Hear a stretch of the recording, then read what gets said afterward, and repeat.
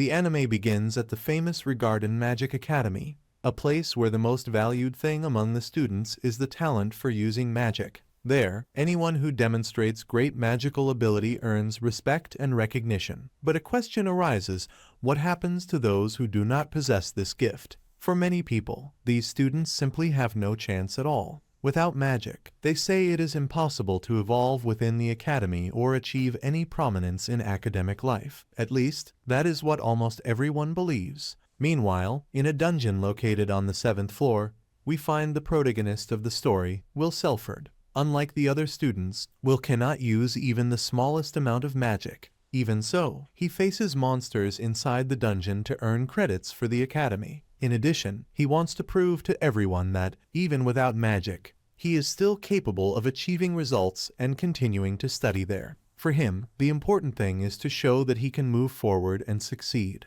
even without possessing the ability that everyone considers essential. Next, the scene shifts to a classroom. The teacher Edward Serens is teaching magic to the students. During the lesson, he calls Will several times to come down to the front of the room and perform a practical test. However, Will is distracted while writing in his notebook and takes time to realize that he is being called. When he finally understands that the teacher is speaking to him, he immediately becomes discouraged, because he imagines that he will be forced to demonstrate magic in front of everyone. Even so, Will walks down to where Edward is. The teacher then hands him a catalyst and asks him to use it to summon a flame. Nervous, Will points the wand at the ore and recites the spell that should produce fire. However, nothing happens. This occurs because he simply cannot use magic. Upon seeing the scene, some students begin to laugh and mock him. Edward tells everyone to remain silent. Even so, clearly frustrated, he comments that it is absurd for there to be a student in that institution who cannot use even the most basic spell. According to him, Will is just a typical bookworm, someone who only stands out in theory. At that moment, a red-haired girl intervenes. She casts a fire spell with ease, causing the ore to ignite quickly and demonstrating an impressive result. The teacher then calls the student Sion Ulster and asks her not to use magic without his permission. Sion apologizes and pretends that she only wanted to help her dear friend Will, saying that it seemed like he was having difficulties. Taking advantage of the moment, Edward turns the situation into a lesson for the class. He explains that the supremacy of magic is something absolute, representing authority and power. Just like the great magical heroes, within the academy, magical talent is the main criterion of value. Therefore, according to him, someone who possesses only theoretical knowledge but cannot use magic does not deserve to be in such an honored place. He even insinuates that people with impossible dreams, like Will, should leave the academy as soon as possible. After class, Will leaves the room. Sion and some classmates surround him in the hallway and begin to mock him. They comment with disdain that he needs to enter dungeons just to kill monsters and earn a few points, saying that this is a disgrace to the academy. Suddenly, Colette appears, a 6th-year student. She immediately intervenes and confronts Sion. He replies that a student as talented as her should not waste time defending someone as unsuccessful as Will. However, Colette counters by saying that Will is a very kind person, and that he strives more than any other student. In addition, she states that she will not allow them to continue despising her friend. Sion is surprised by her attitude, but soon responds that kindness and effort are not enough to turn someone into a great mage. When Will approaches, Sion also adds that becoming a Magia Vander is an impossible dream for him.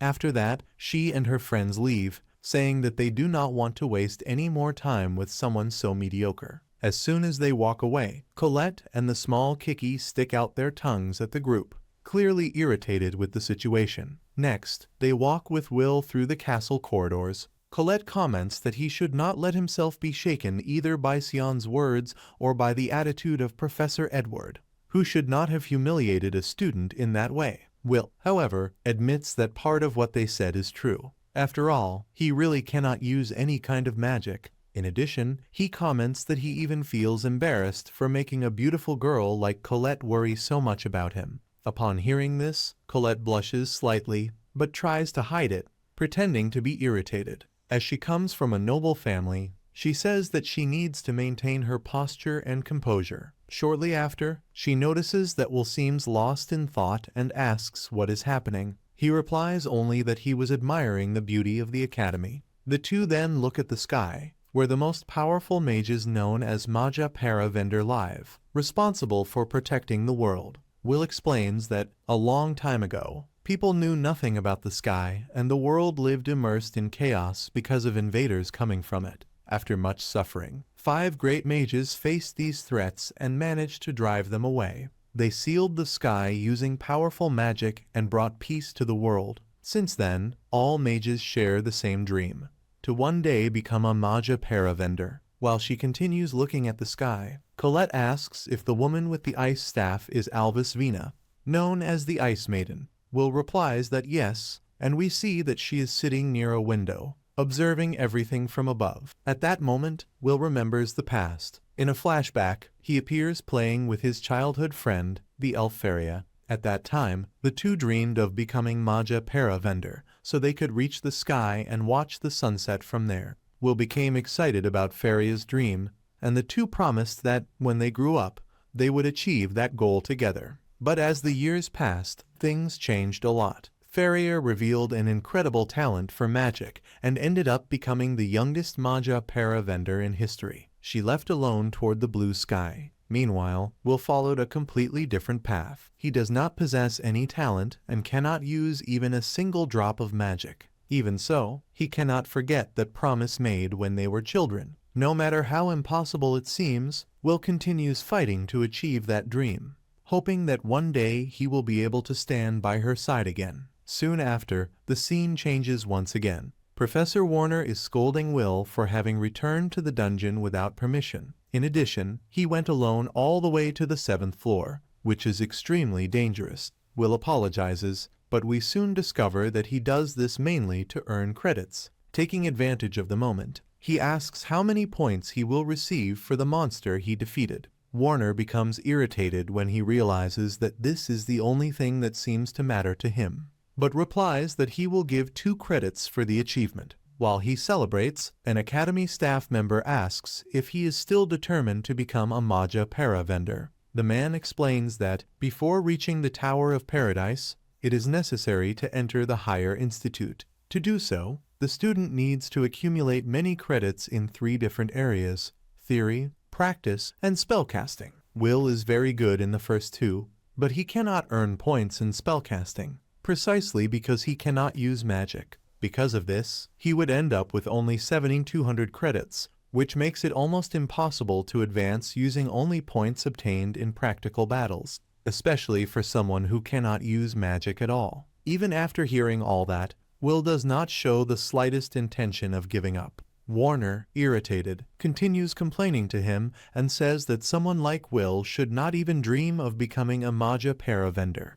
After all, he does not even know if he will be able to graduate, since in the last exam he did not earn any credits. In addition, there is an important test coming up next week, and to take part in it Will needs to gather certain points before the deadline. Upon hearing this, Will panics. He realizes that he has only 2 days to obtain the missing credits. Quickly, he begins reviewing his notes, looking for some monster he can defeat to complete the required score. As he analyzes everything carefully, Warner comments that there is a Baskerville on the 7th floor of the dungeon. According to him, that monster is probably waiting for someone like Will, a typical bookworm, to appear there and face it. Will become so excited by the information that he ends up hugging Warner in gratitude. The professor tries to break free, clearly uncomfortable with the boys' enthusiasm. However, without them noticing, Sion had been listening to the entire conversation. Upon understanding Will's plan, she decides to go to the dungeon first to defeat the monster before him. That way, Will would not be able to get the necessary credits and would end up being expelled from the academy. Some time later, Will heads to the dungeon accompanied by Kiki. He comments that defeating a wild Basker should not be so difficult,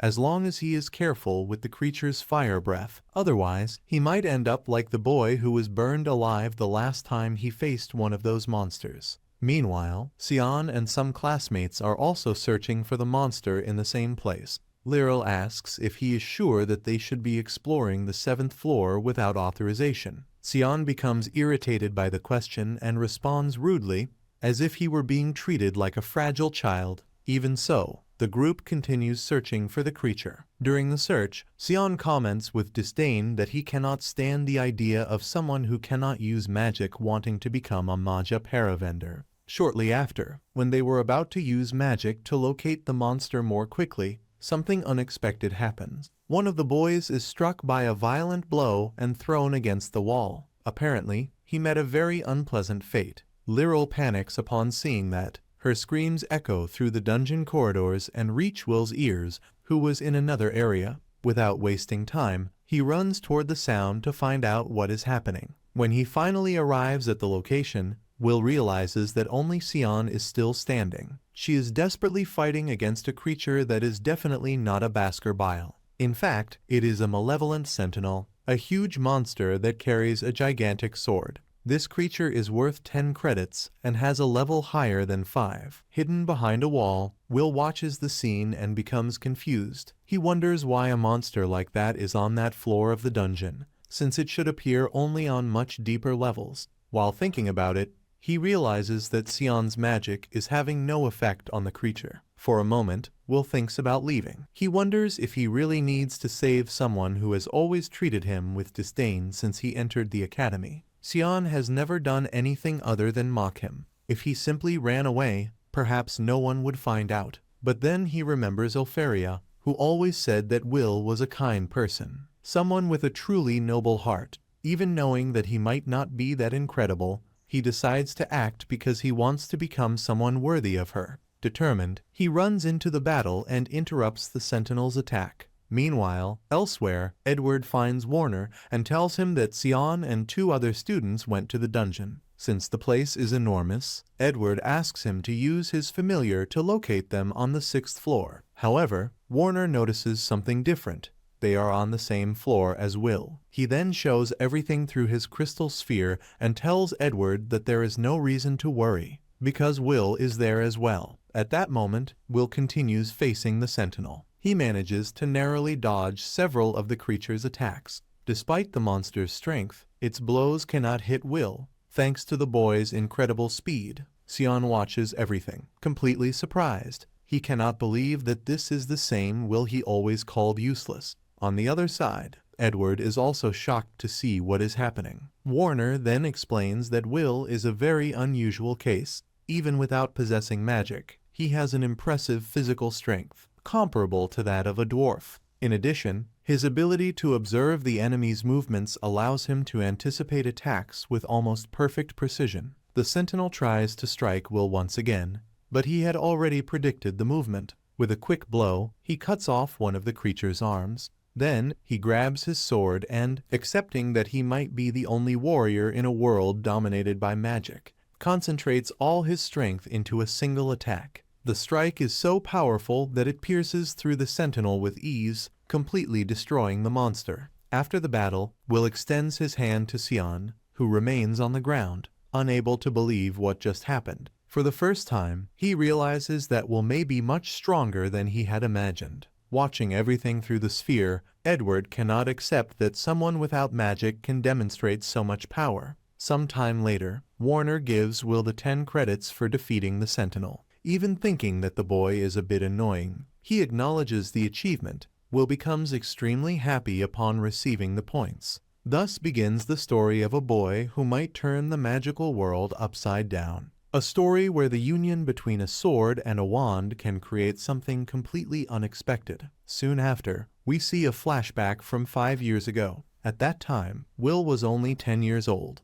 Many students mocked him, saying that he only served as bait so that Faria could enter the academy. Now that she had become a Magia Vander, they said that he was no longer necessary. Some time later, Warner took Will to the principal's office so they could evaluate whether he could continue studying at the academy. The woman hands a knife to the boy and summons several magical seals at the same time. Without hesitation, Will reacts quickly and blocks all the attacks. Warner is left completely speechless upon seeing that. The principal laughs and says that, even without magic, that boy is extremely interesting. To her, it is as if Will were trying to use a sword in place of a wand. With tears in his eyes, Will asks if, by studying at the academy, he could one day climb the tower and reach Faria. The principal replies that, if he continues to be fast, determined, and with a strong will, perhaps that may become possible. Full of hope, Will leaves the office believing even more in the dream of becoming a Magia Vander. After he leaves, the principal comments to Warner that she feels sorry for the boy. Since he does not have a magical guardian, everything depends only on his own efforts. Even so, she wants to see how far that story can go. Back in the present, Warner explains once again how someone can become a Magia Vander. The first step is to enter the higher institute, where only the best are accepted. There are two main ways to achieve this. The first is to create a new type of magic, something completely original. The second is to gather 7,200 credits during studies at the lower academy. Since almost no one is able to create a new form of magic, most students try to reach the second path. Even so, Warner reminds everyone that many students cannot even graduate. Because of that, no one should talk so early about entering the higher institute. Right after saying that, he surprises the class by announcing an extra practical lesson. For Will, and for many other students,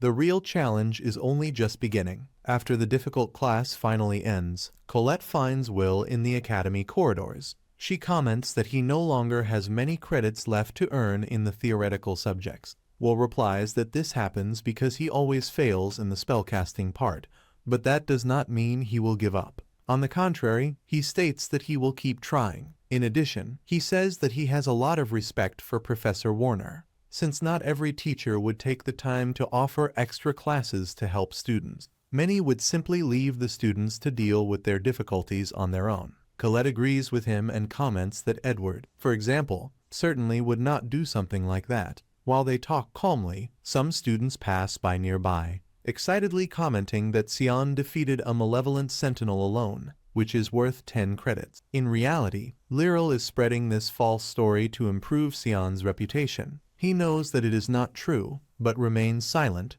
Instead, he keeps thinking about what really happened and how Will, someone who cannot use magic, was the one who defeated the monster. At that moment, Will walks right in front of them. As soon as he sees him, Sion feels the urge to attack him immediately. However, Colette steps in front and prevents any conflict. Unable to do anything, Sion ends up walking away, frustrated. After he leaves, Colette asks Will if something happened between the two of them. Will replies that yes, but assures her that it was nothing important. Next, the scene changes. Edward appears talking to the headmistress Cauldron. He demands that Will Serfort be expelled from the academy immediately. Cauldron asks what would be the reason for such an extreme decision. After all, Will is already in his final year, and expelling him now would not make much sense. Edward insists that the academy was created to train mages, not warriors. For him, it is unacceptable that someone incapable of using magic can surpass the other students. Clearly irritated, he shows a certain envy of the situation. Cauldron then opens a book with Will's records and shows his excellent grades in theoretical exams and in several academic reports. According to her, these results are quite impressive. She explains that, if they ignore the fact that he cannot use magic, Will could be considered an excellent student. Perhaps he cannot become a Magia Vander, but he could still follow other important paths, such as becoming a magical craftsman, a healer, or taking on other roles within the magical world. For Cauldron, the academy should form scholars prepared to face the future. Edward replies that all of that may sound good in theory, but Will does not want to become a simple academic. He wants to be a Magia Vander, and that is exactly what makes everything so problematic. Realizing that the discussion is dragging on too long, Cauldron suggests a solution. She proposes that Edward conduct a personal test with Will. That way, he could prove that the boy is incapable of achieving that goal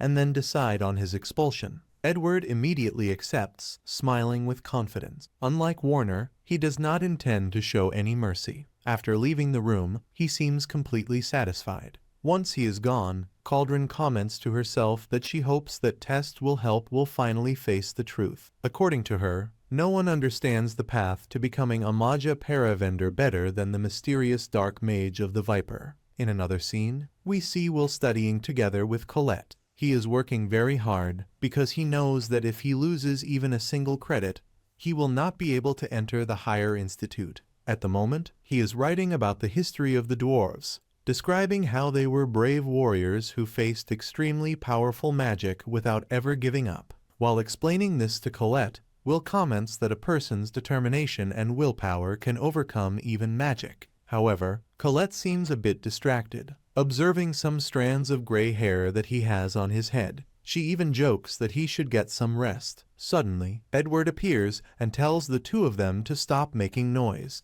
Then, he orders Will to follow him immediately to the spellcasting practice room. When they arrive there, Edward makes it clear that this will be an extra lesson, motivated by Will's constant inability to use magic. Without explaining the reason very well, Edward casts a powerful spell right in front of him. Will becomes completely confused and asks what is happening. Then Edward reveals the rules of the test. If Will manages to land just one hit, he will receive 5 credits in spellcasting. However, if he fails, he will have to leave the academy immediately. According to Edward, someone without talent should not even dream of becoming a Magia Vander. Right after saying that, he casts the first spell and orders Will to prepare to fight. The battle begins suddenly, catching the boy completely off guard. Meanwhile, elsewhere, Warner meets Cauldron, who had called him to explain everything that is happening. She shows, through a magical sphere, the fight between Edward and Will.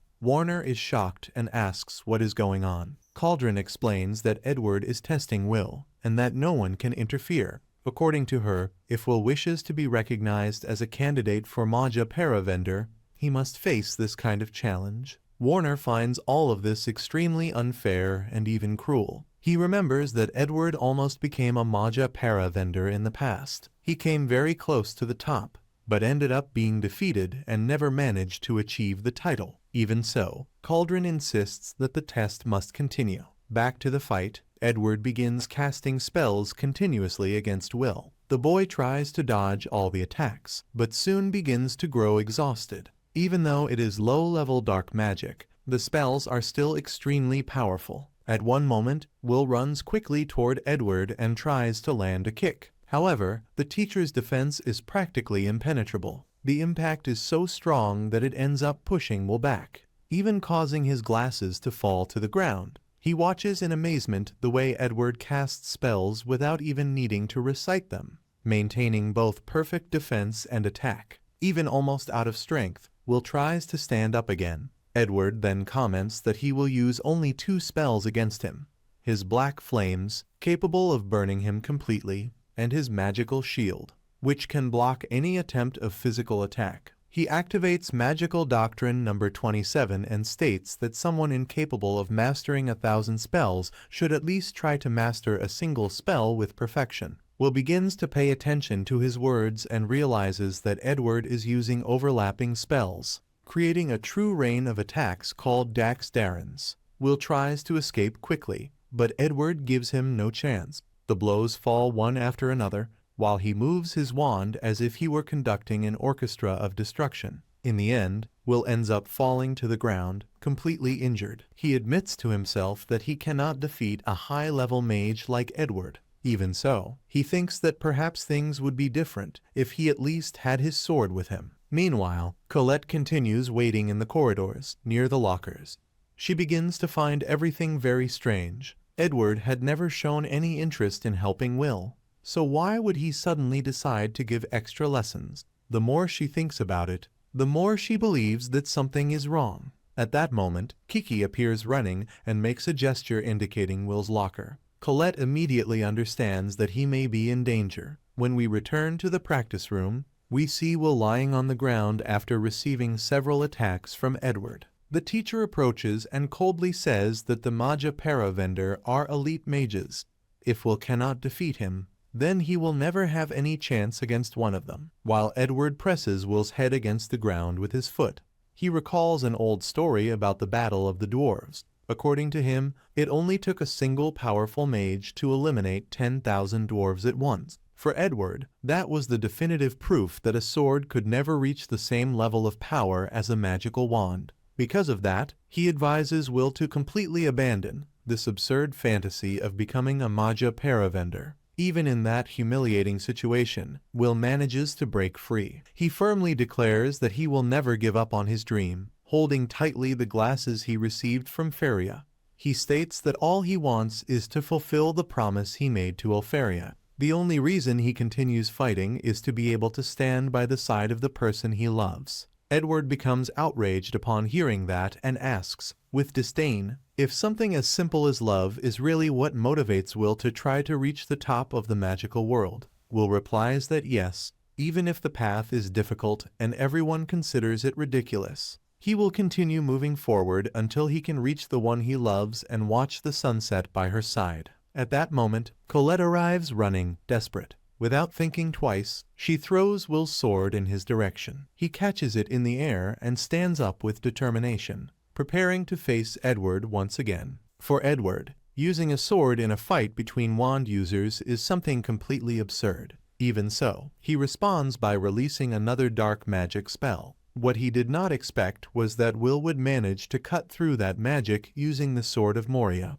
Irritated, Edward releases an even greater explosion of power. Will feels the true terror of the 1,000 black flames surrounding him. The energy released is so intense that he clearly realizes the enormous gap that exists between him and a true Magia Vander. For a moment, he feels the urge to run away. However, he knows that he cannot retreat. Determined, Will breaks through the barrier of flames and advances once again toward Edward. Colette shouts, asking the teacher to stop, but Edward continues attacking with everything he has. Even so, Will keeps moving forward step by step. As he runs toward the enemy, he remembers once again the old story of the dwarves. He states that that battle was not as Edward described. Among the dwarves there was a warrior named Garrett, who continued fighting even after all the others had fallen. Despite being alone, he managed to land a blow against the enemy mage. Garrett's feat was so impressive that even the mages themselves recognized his courage.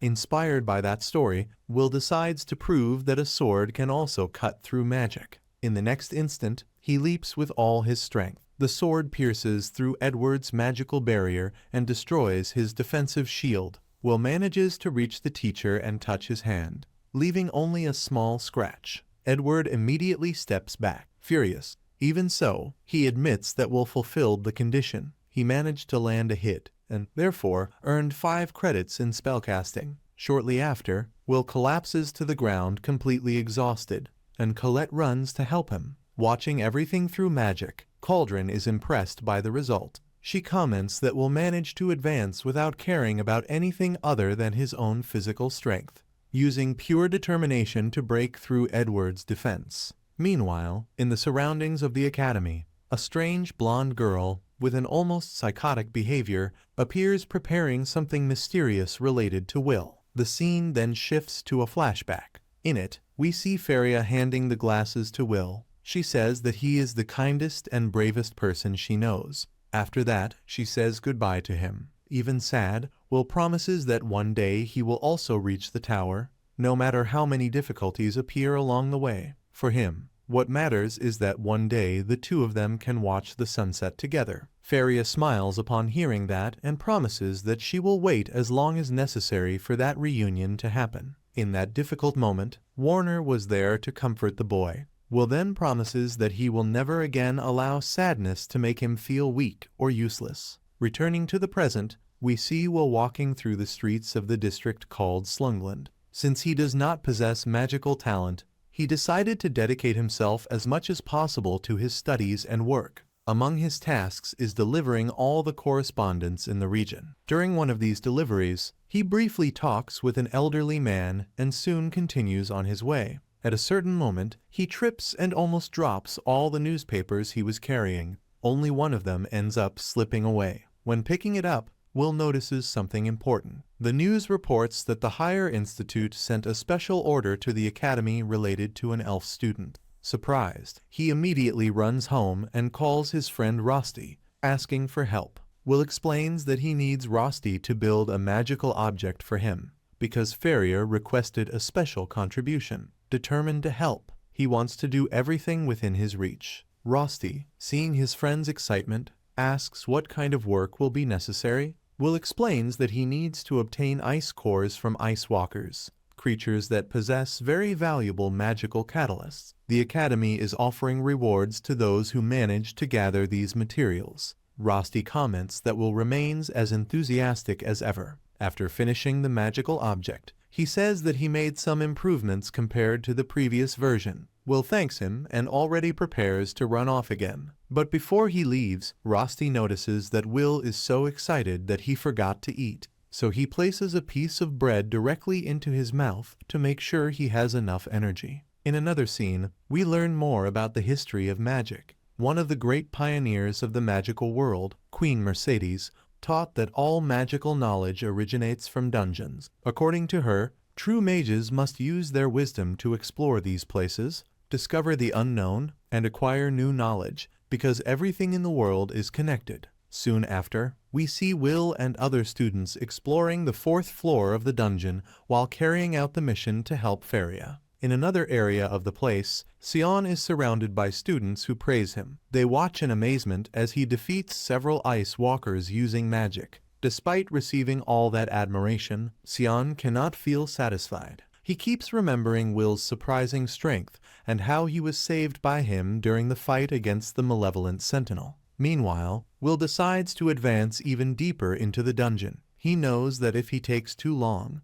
other students may collect all the materials before him. Suddenly, he encounters some strange monsters along the way. The creatures look like aggressive penguins, so he starts calling them demon penguins in his mind. They were about to attack a student when Will appears. With a few quick movements, he defeats the monsters and takes control of the situation. The girl watches in surprise as she realizes that academy student is using a sword, not a wand. She thanks him for the help and introduces herself as Iris Churchill, a 4th-year student. Meanwhile, elsewhere, Warner explains to his students that creating a new type of magic is the greatest achievement possible for a mage. Anyone who accomplishes this automatically advances toward the Tower of Paradise. In addition, new spells are often named after their creators or associated with something that represents them. A famous example is the dark magic spell Dax Darwikins, whose name comes from the ancient mage known as Darbinsons, the firefighter. Warner continues explaining that if any student manages to create a new spell,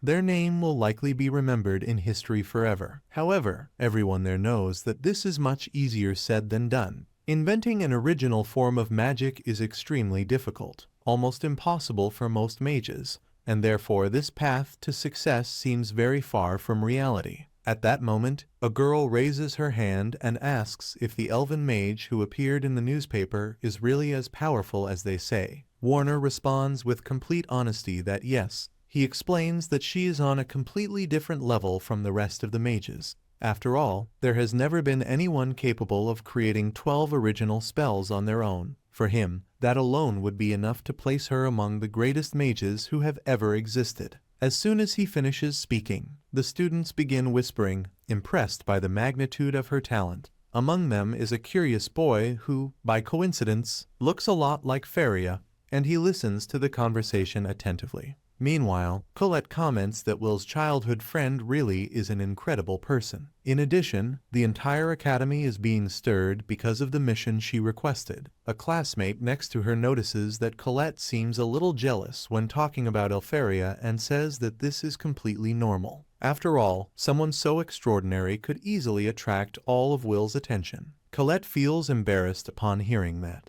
For a moment, she wonders if Will ended up going alone to the dungeon just because of Faria. But before she can continue thinking about it, Warner notices the side conversation and tells everyone to be quiet and pay attention to the lesson. Returning to the dungeon, Iris asks Will if he is the famous older student everyone talks about, the one who cannot use magic and whom many consider completely incompetent. Her honesty catches Will off guard, leaving him quite embarrassed. Soon after, he discovers that Iris is only 14 years old and is already in the 4th year, something impressive. Even so, Will asks if she does not despise him because of everything people say about him at the academy. Iris replies that she has no reason at all to do that. On the contrary, she states that she could never despise someone who saved her life. In addition, Iris explains that she respects people who have different talents, even if they are not related to magic. Upon hearing these words, Will becomes a little nervous and tries to change the subject. He asks if she is also in the dungeon because of some task.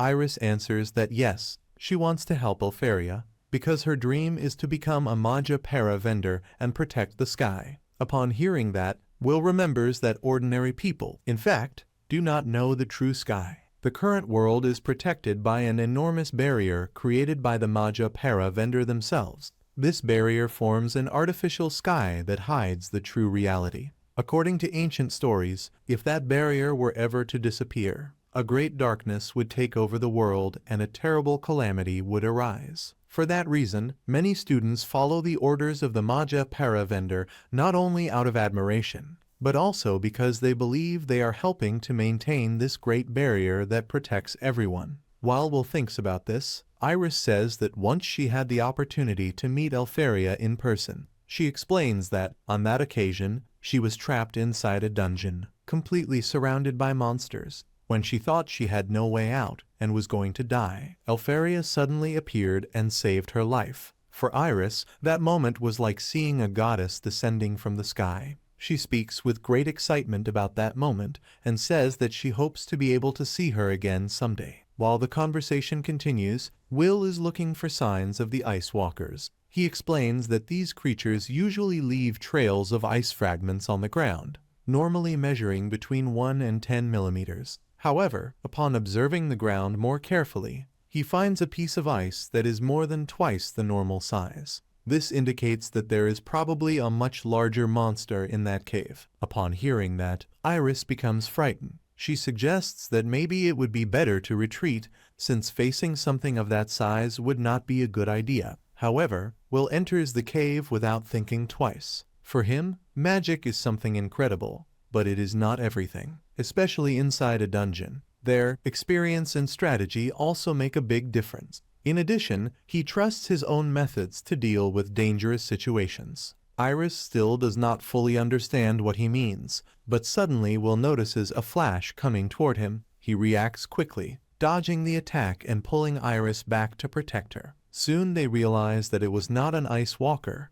but rather a frost rex, the most powerful ice monster on that floor of the dungeon. The creature is worth 6 credits and has a level higher than 5. The frost rex fires a powerful beam of ice, but Will manages to dodge and quickly places Iris in a safe spot. She begs him not to face the monster, explaining that physical attacks do not work against that creature. The frost rex's body is made of solid ice, capable of freezing anyone with its power. That is why it is known as a true dwarf killer.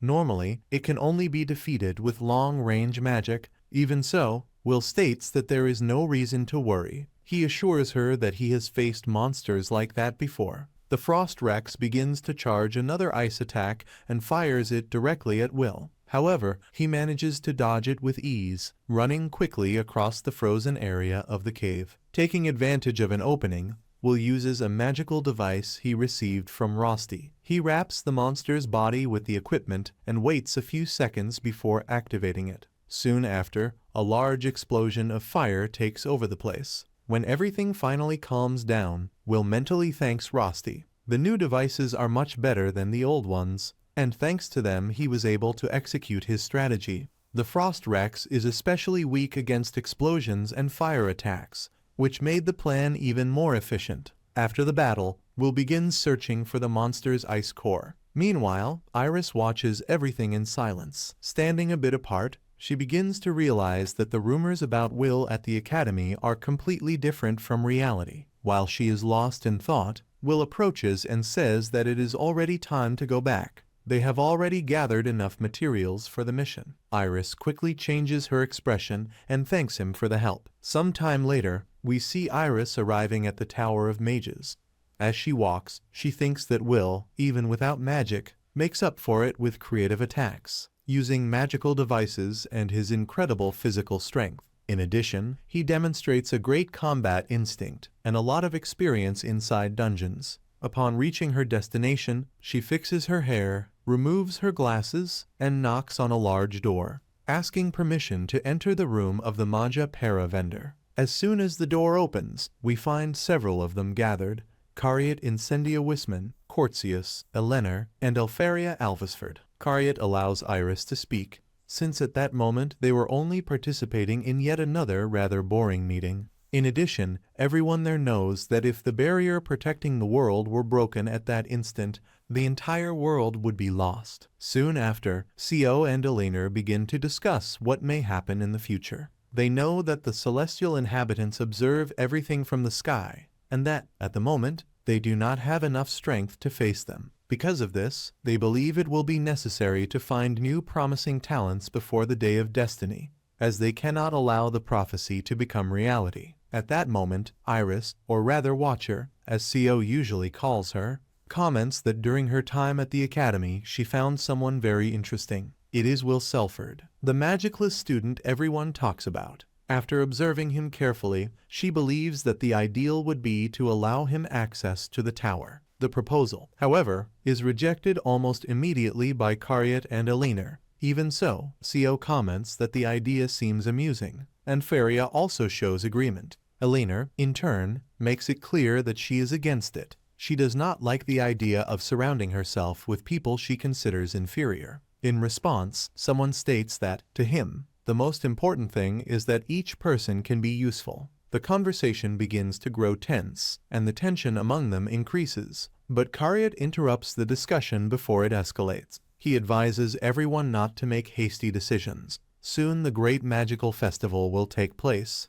and after seeing the participants' results, they will be able to decide more calmly. After all, only the most capable will be able to reach the top. After that, everyone begins to leave the place quickly, with the exception of Faria. Taking advantage of the moment, Iris approaches and comments to her that the young man she mentioned is truly someone very interesting. Faria responds with a slight smile. Then, upon summoning a magical core, she says that Will is waiting for her with great anticipation. Some time later, the academy students prepare to begin the final test. The exam consists of facing several steel golems, creatures controlled by magic. The objective is simple: defeat them and demonstrate combat ability. As soon as the test begins, one of the first to destroy his opponent is Sion, using his powerful green fire magic. Shortly after, Serfort and Colette take action. Colette uses her earth magic to guide her attacks with precision. As a result, Sion finishes the test with 9,889 credits, while Colette reaches 7,340. After them, it is Will's turn. He faces his steel golem and engages in a very difficult battle. When he is finally about to defeat it, an arrogant student comments out loud, asking why someone like Regarden would be fighting using only his fists instead of using a wand like everyone else. This comment ends up distracting Will for a moment. Because of that, he receives a strong blow from the golem and is thrown far away. In another part of the field, two impressive students enter the scene: Lehana Owens and WHTNL Lendor. Lehana masters lightning magic, while WHTNL controls wind magic. During the test, Lehana destroys her golem by firing several electric arrows, hitting the enemy repeatedly until destroying it. With that, she earns 10,100 credits. Meanwhile, WHTNL finishes his test by summoning a powerful tornado, which completely shatters the steel golem,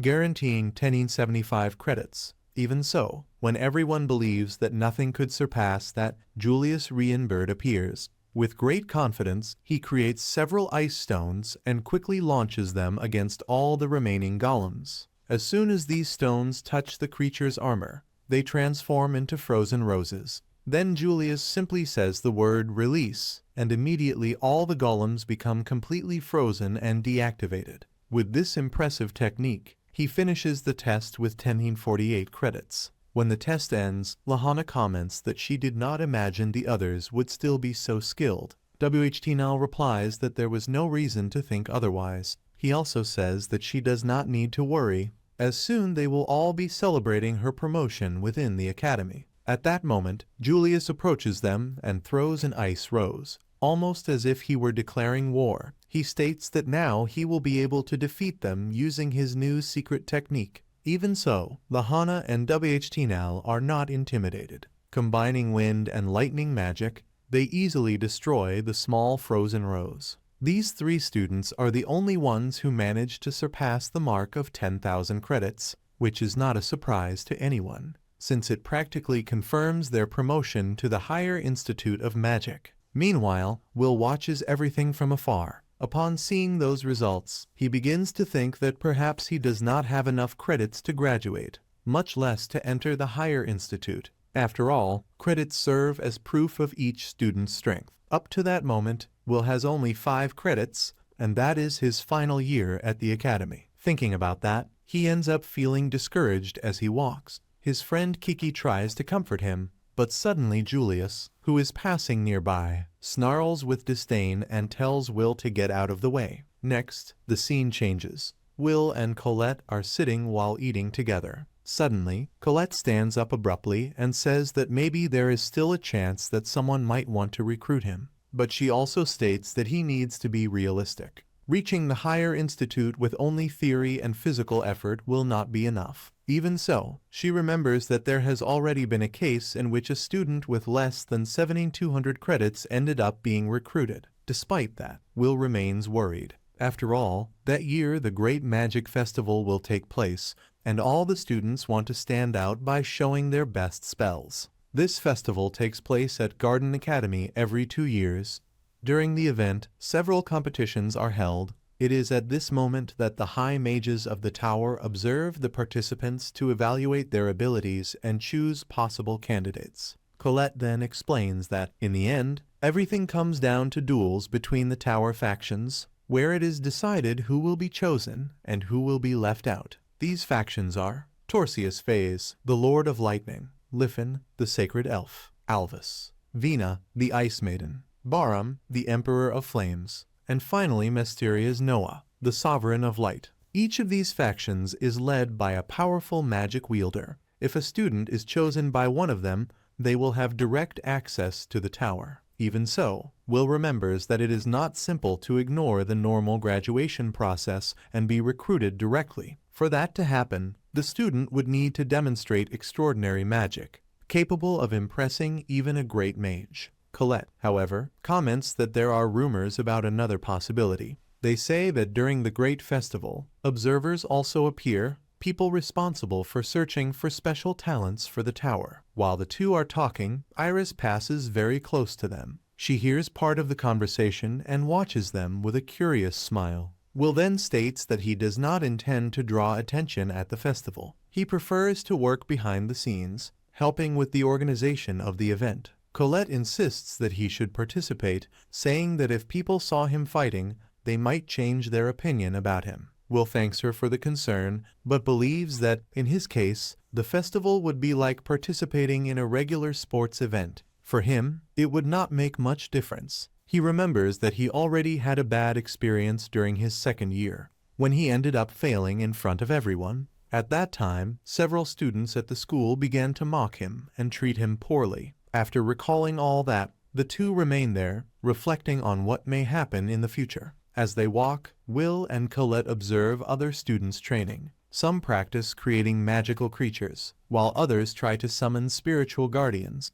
Seeing all that movement leaves Colette quite excited, as this festival seems very different from the previous ones. This time, it will not be only the tower observers who will be present. Recruiters from various capitals will also attend the presentations. This means that even if some students are not chosen for the tower, they might still find other opportunities in different places. Because of that, Colette believes that no one should miss the chance to show their abilities. The problem is that, for Will, the situation is complicated. He does not possess magic, so he has no way to demonstrate anything in that type of competition. Even so, Colette ignores the detail for a moment and approaches some old lockers nearby. They are protected by a very well-hidden magical barrier, equipped with an inhibitor and a sound-dampening system. Someone with magic could break it by force, but Colette prefers to use Kiki. The small creature uses the magical stone on its head to locate the hidden barrier and carefully undo it.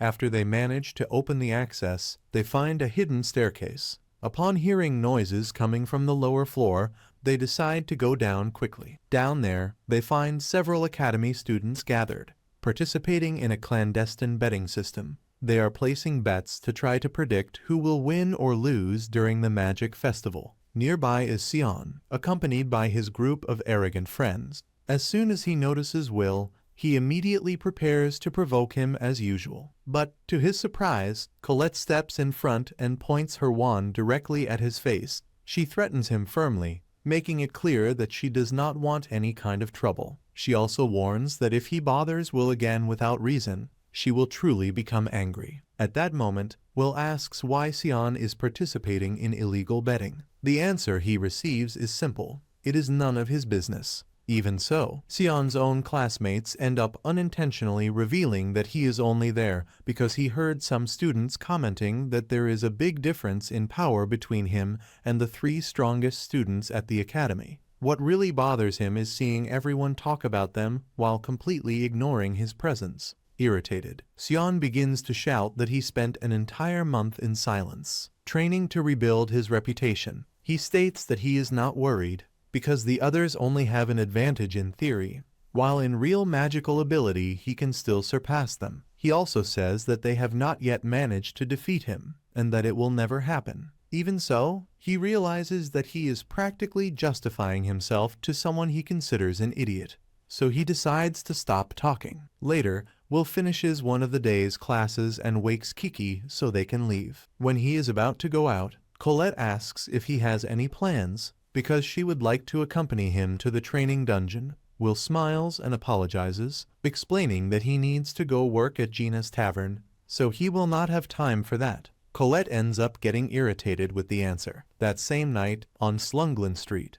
located outside the great capital of magic, stands Gina's tavern. The place is known for receiving many dwarf miners who spend the night drinking to forget the fatigue of their work. Their laughter and loud conversations can be heard from the other side of the street. In the kitchen, Gina prepares a large bean stew for one of the customers. Meanwhile, Will works there as a waiter on some days of the week. During the day he studies at the academy, and at night he helps at the tavern. He does this because he received a scholarship, so he needs to work to cover other expenses. Even though it is tiring, he takes everything very seriously. At a certain moment, he delivers an order to a dwarf named Donan. The dwarf comments that the magic festival is about to begin and says that maybe Will could get some kind of financial help by participating. Will replies that he cannot compete, but Gina immediately scolds him. She says that he should talk less and work more, and also follow the example of his colleague Rosti,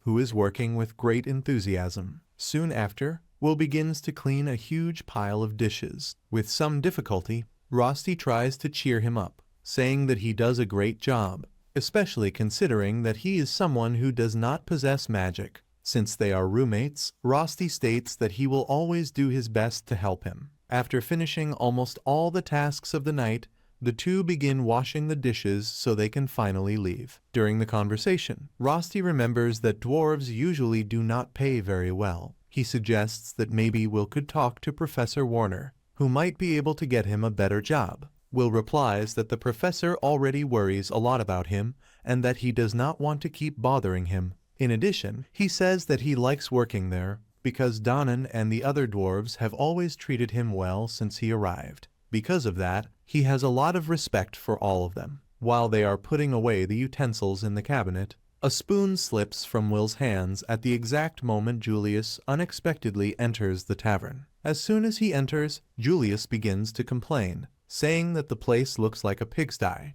When he notices Will, he starts mocking him, calling him an idiot and saying that he fits perfectly in that place full of barbarians smoking cigars. Upon hearing that, Donan stands up angrily, but a friend holds him back to avoid trouble. Even so, Julius continues provoking them. He states that dwarves are merely members of an inferior race and that they should be grateful for being able to live in that country thanks to the compassion of others. While he speaks, Will remains silent, continuing to organize the utensils. At the same time, he remembers everything that happened when the celestial inhabitants destroyed the dwarves' kingdom, forcing many of them to flee to other places. Since then, both elves and dwarves have suffered prejudice in many places, and there is a very clear rule: if one of them attacks a mage, their entire race will be punished for it. At that moment, Julius shouts at Will and demands that he bring food and drink immediately. Donan's blood begins to boil with anger because of the mage's arrogant attitude. Even so, Rosti reluctantly brings a beet soup to the table. Julius and his friends begin to laugh at the appearance of the food. They mock the dish, the tavern, and also the dwarves. Then Julius shouts that everyone there is nothing more than little demons who should leave that country. At that instant, Will's patience reaches its limit. He takes off his apron and walks straight to the table. Rosti tries to stop him, but he has already reached Julius. Firmly, Will demands that he take back what he said about the beans. He explains that that dish represents the knowledge and effort of the dwarves, who cultivate their food with great hard work, even under the most difficult conditions. He states that it is not something that anyone should ridicule simply for amusement. The entire tavern falls silent. Gino watches the scene carefully. Julius responds with disdain. He says that just because the dwarves work hard, it does not mean they do not smell bad. To him, it is still something repulsive. Then he grabs the bowl of beans and kicks it toward Will, spreading food all over the floor and creating a huge mess. Julius's helpers also move forward to attack. They believe they will be able to hit Will easily, but only fools would think that, with speed, Will grabs both of them by the neck and throws them to the ground, leaving them unconscious. After that, he faces Julius and says that the hatred that exists between them no longer makes much sense. But the contempt that Julius shows toward the dwarves is even worse. For Will, anyone who acts that way ends up being worse than any beast. Julius, however, just laughs at the situation. For him, all of this is just a way to humiliate Will in front of everyone. Without wasting time, he uses his magic to freeze the entire tavern and begins attacking from multiple angles at the same time. Will manages to dodge many blows, evading with agility, but Julius concentrates even more power and manages to immobilize him with ice. Then he slowly approaches and points his wand, making an ice rose appear on Will's chest while smiling arrogantly.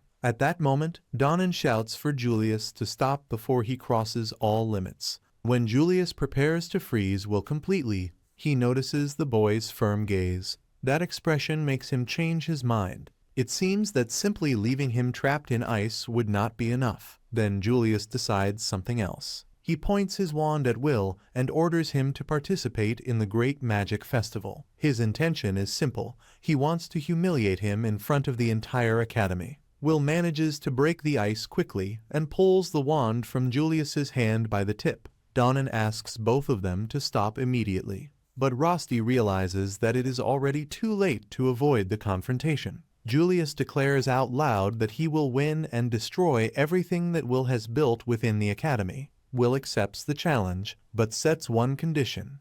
If he wins, Julius will have to apologize to Donan and the other dwarves. Sometime later, the day of the Great Magic Festival finally arrives. As the students gather, Calderon addresses everyone and gives a brief speech. He encourages the students to do their best, to use all their potential, and to never use their abilities for evil. After those words, he officially declares the festival open, and the entire academy begins to move. Among the observers is Rode Holland, a scout from the Fire faction. He orders that each group of participants be analyzed carefully, because in that place there may be true rough diamonds waiting to be discovered. Soon after, the sky race begins, an aerial race. Lahana quickly takes the lead, surpassing almost all the other competitors. The friends Snow and Flate comment that this was expected, since Lahana has always been one of the best. Beside them, a red-haired student comments that she finds it strange that the so-called Princess of the Earth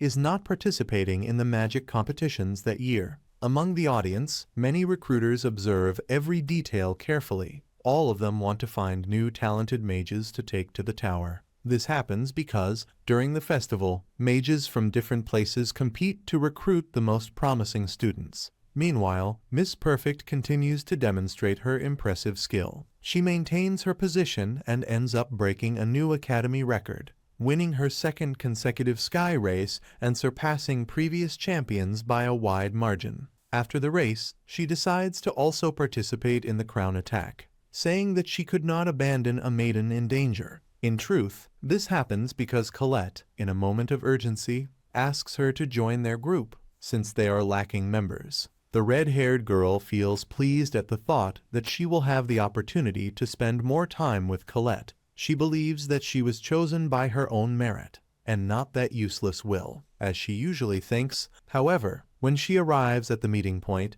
she is surprised to see Will already there. A few hours later, the afternoon events of the festival begin. Mike Mayu is responsible for commenting on the event. He complains out loud that he has to share the job with Professor Edward, one of the least popular people in the academy. Mike says that he will have a major headache working with someone like him. Edward responds by releasing a dark aura, saying that Mike does not need to worry because all that awaits him is just a small coffin for the next class. After this exchange of provocations, Mike announces the entrance of the members of the Elven faction, who activate a powerful magic to prepare the testing field. Thanks to the elves' spell, the terrain transforms completely. Several different areas appear: a volcanic zone, a swamp, a desert, an open plain, and also a region full of trees. That entire environment becomes the battlefield for the next competition. Unlike the other tests, the crown attack is contested by teams of 3 people.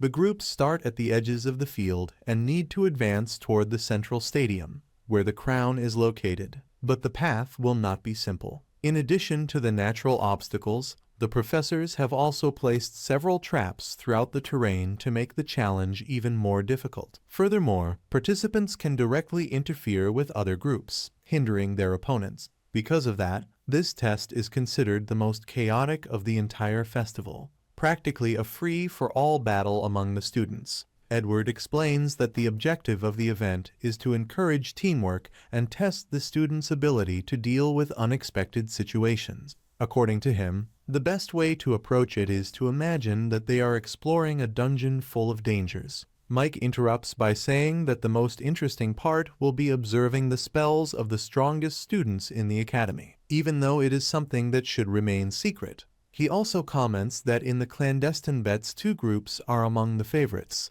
the DOS group, led by WHT-Nal Lindor, and the new group, led by Julius Rienberg. Mike admits that he bet everything on WHT-Nal, while Edward tries to make him stay silent to continue presenting the event. Soon after, all the teams are introduced. Among them is Group 6, considered the least popular. Many find it strange to see Sion, who is one of the candidates for victory, forming a team with someone like Will. Some spectators begin to laugh and mock, saying that someone without magic should not participate in such an event. Meanwhile, the teams positioned in the desert zone prepare to begin the test. Professor Warner is responsible for guiding and supervising the students in that area. He is surprised when he realizes that Will is among the participants. Warner complains, saying that the boy should not be there, and reminds him that he has already warned him several times about it. Even so, Will faces him with great determination. He replies that he knows many people mock him,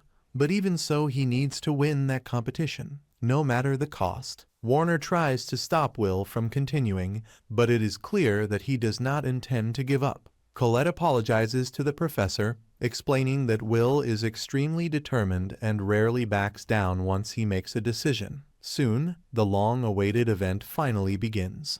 Julius's team quickly advances across the field until they encounter large steel boxes scattered along the path. Suddenly, these boxes transform into numerous golems, creating a massive obstacle for the participants. Will runs straight toward them, and many people in the stadium begin calling him an idiot. To the spectators, facing all those golems alone seems practically like suicide. But at the moment Will prepares to attack, Colette uses her magic and creates a magical gauntlet for him. With that, the power of Will's strike increases greatly, allowing him to execute several strong attacks in sequence. The result is impressive. The blows completely destroy the golem that stood before them, leaving the audience completely surprised. Many would never have imagined seeing Will fighting at that level. The strategy is simple.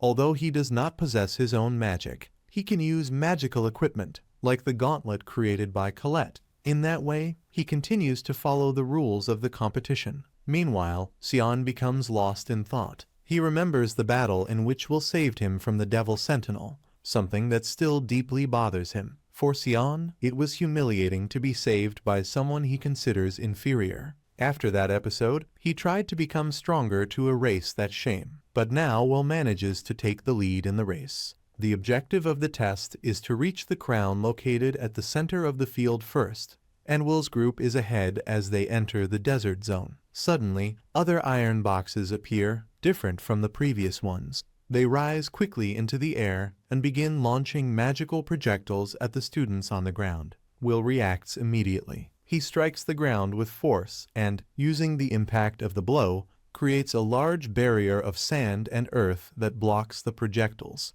After that, he runs toward the flying boxes. Colette conjures several steel swords, and Will takes advantage of that to throw them with precision, destroying all the boxes in the air. In the event commentary, Mike shows surprise at how the group is dominating that area of the field with such ease. Some spectators, however, claim that all of this is only possible thanks to Colette's powerful magic. In part that is true, but other observers are impressed when they realize how Will can detect traps and deactivate them quickly. While commenting on this, Edward explains that it is natural for someone who spends so much time exploring dungeons. According to him, Will's efficiency comes from the experience he gained in those places, as well as his fast reflexes and the knowledge he has accumulated. Among the crowd, Iris cheers excitedly and begins shouting, rooting for Will with great enthusiasm. Meanwhile, Julius continues eliminating several opposing teams without mercy, being as ruthless as he has always been in previous festivals. Even so, Group 6 continues to lead the competition. Julius notices that something strange is happening when he begins to hear a great commotion coming from the stadium. Curious, he asks his companions what is happening on the field. They use a search magic to check the situation. As they analyze the field, they realize that Group 6, where Will is leading the race with a large advantage. One of his teammates comments that if they continue underestimating the others, they might end up losing. Julius simply laughs at the idea. He freezes everything around him while stating that it will never happen, because he will not allow anyone to defeat him. Meanwhile, Group 6 finally reaches the last zone, an enchanted forest. As soon as they enter the place, several magical circles appear around them. Will immediately realizes that it is a circular trap. Without hesitating, he begins to deactivate the magical circles,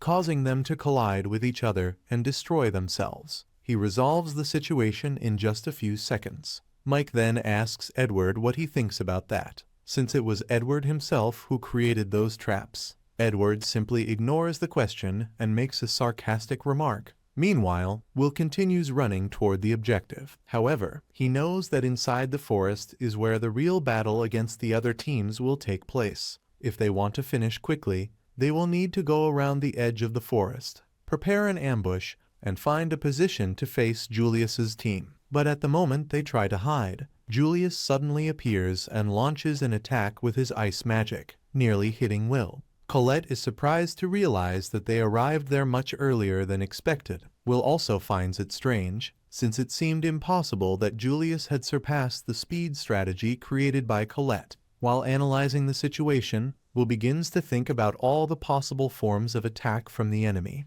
Julius takes advantage of the opportunity and launches a long-range ice attack, destroying several parts of the terrain. Will realizes that they will not be able to run forever and decides that they will have to face him. But at that moment Sion intervenes, releasing a huge amount of fire magic and conjuring a powerful spell. Colette shouts for Will to get out of the way. Sion fires his attack with full force. Luckily, Will manages to quickly raise a barrier of earth, blocking the blow. Even so, he is confused when he realizes that Sion attacked him. Colette asks why he is attacking Will instead of facing Julius. Sion replies that he has already done enough to ensure that his team advances and that now he wants to settle something personal. For him, the moment has come to face Will in a direct duel. Will tries to say that this is not the time for that, but Sion does not listen. He begins launching several attacks, stating that he has waited a long time for that confrontation. At that instant, Julius also acts, creating a massive wall of ice that apparently ends up freezing Colette.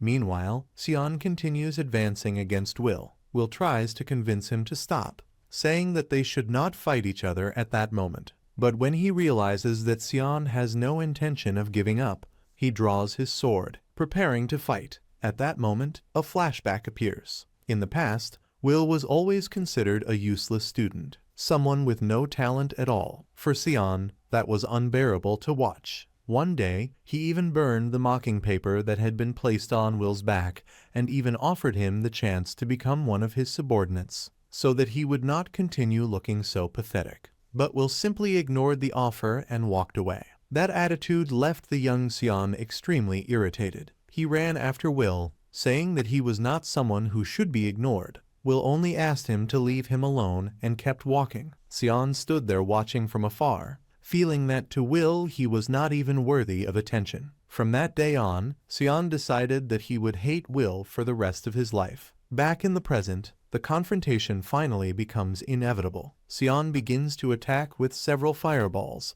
along with whip-like strikes made of flames. Will does his best to dodge and cut through the attacks, trying to keep his distance. The red-haired girl then shouts for him to stop just running away and face the fight for real. Otherwise, she promises that soon she will turn him into nothing but ashes. Will responds by saying that he cannot keep fighting like that. They are part of the same team and, besides, they do not have time to settle that there. He also reminds that he made a promise to the dwarves of the city, and he does not intend to break it. Even so, Sion continues advancing with aggressive attacks. While dodging the flames and the strikes, Will begins to wonder if he will really be forced to face him at that moment. Meanwhile, in the event commentary area, Mike explains to the audience that the situation of Squad 6 has taken a completely unexpected turn. After overcoming all the previous challenges with ease, two members of the group have started fighting each other, creating an intense confrontation.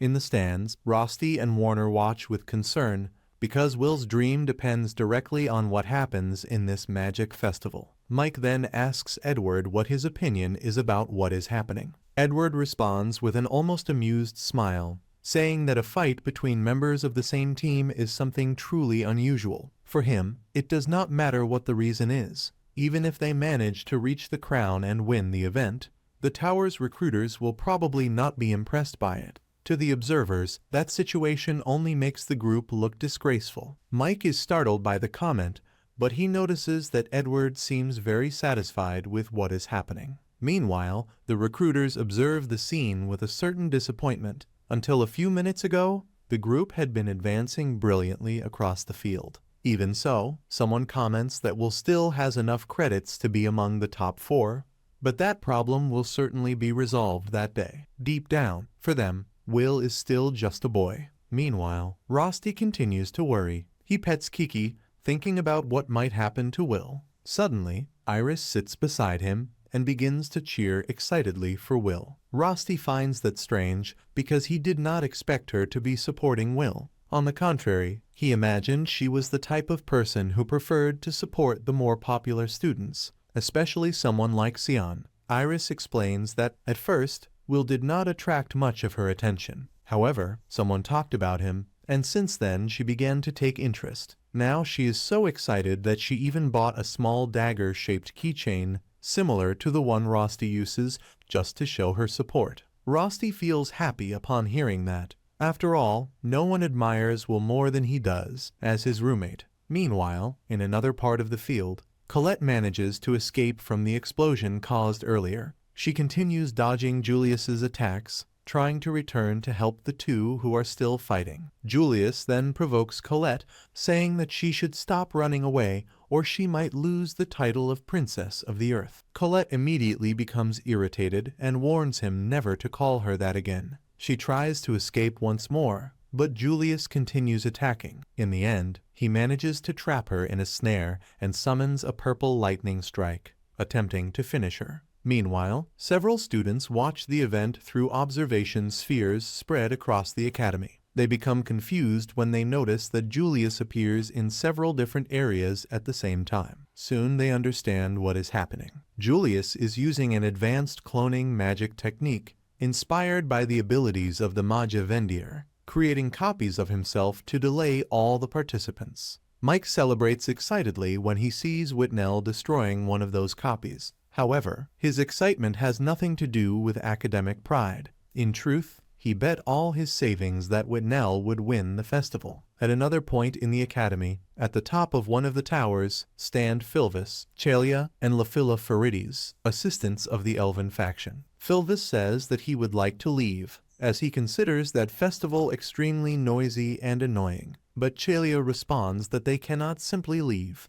After all, the event also exists to inform the inhabitants of paradise, and everything must be reported to Lady Eleanor. Meanwhile, on the battlefield, Will continues dodging Sion's attacks. He begins to wonder why Sion seems so obsessed with him. Since childhood, Sion has always intimidated him and interrupted everything he tried to do. Will never understands the reason for that. He knows that many consider him a failure, but all he wants is for Sion to simply stop chasing him so that he can follow his path in peace. His objective is clear: to reach the tower and reunite with Elfaria. Sion continues attacking without stopping. Suddenly, he recites a powerful spell and summons a great gardener's falcon, a guardian formed from flames. Will is surprised when he realizes how much Sion has evolved in such a short time. Soon, the falcon dives toward him. Will leaps into the air and tries to cut its wings with his sword, planning to bring it down and then attack directly.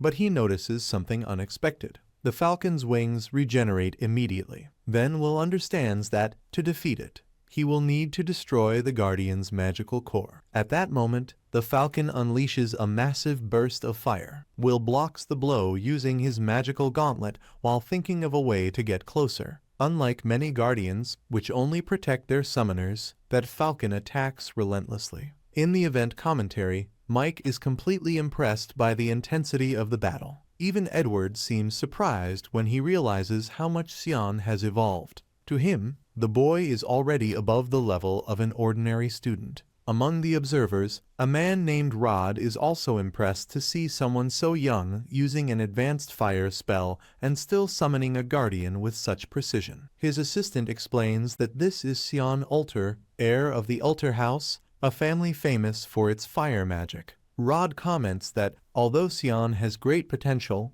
he is still slightly behind names like Lahana Owens and other students who are at the top of the ranking. Even so, he finds it interesting how Sion managed to evolve so quickly in a real combat situation. Because of that, he intends to inform Kariat that the new generation of mages promises to be very talented. Meanwhile, on the battlefield, both Will and Sion are already showing signs of exhaustion. Even so, Sion shouts that they need to keep fighting. He remembers that when Will faced the evil sentinel, he seemed much stronger than he is now. Tired, Will drives his sword into the ground and asks why they need to continue that meaningless fight. That irritates Sion even more. For him, there is a clear reason. After everything Will has done and all the anger he has felt for years, Will should feel at least a little resentment as well. Will responds calmly that Sion is probably right. For a long time, he really did despise him and thought he would like to retaliate for everything. But now he cannot waste time on that. He needs to face Julius. Upon hearing that, Sion becomes even more irritated. To him, Will's silent indifference hurts far more than any insult. Sion says that just seeing Will and hearing his words is enough to make him furious. The irritation is so great that he can barely control himself. What angers him the most is realizing that Will keeps moving forward and refuses to give up, even without possessing talent for magic. For Sion, that makes no sense. Despite everything, even without magical ability, Will continues to move forward and still has the courage to look at everyone around him. Everyone except him. With his eyes filled with tears, Sion asks Will to stop ignoring him. At least once in his life, he wants Will to truly look at him. Those words deeply surprise Will. The last thing he expected was to hear something like that from Sion. Even though Sion never directly asked for recognition, Will had also never thought about accepting him in that way. Deep down, Sion has always been extremely selfish.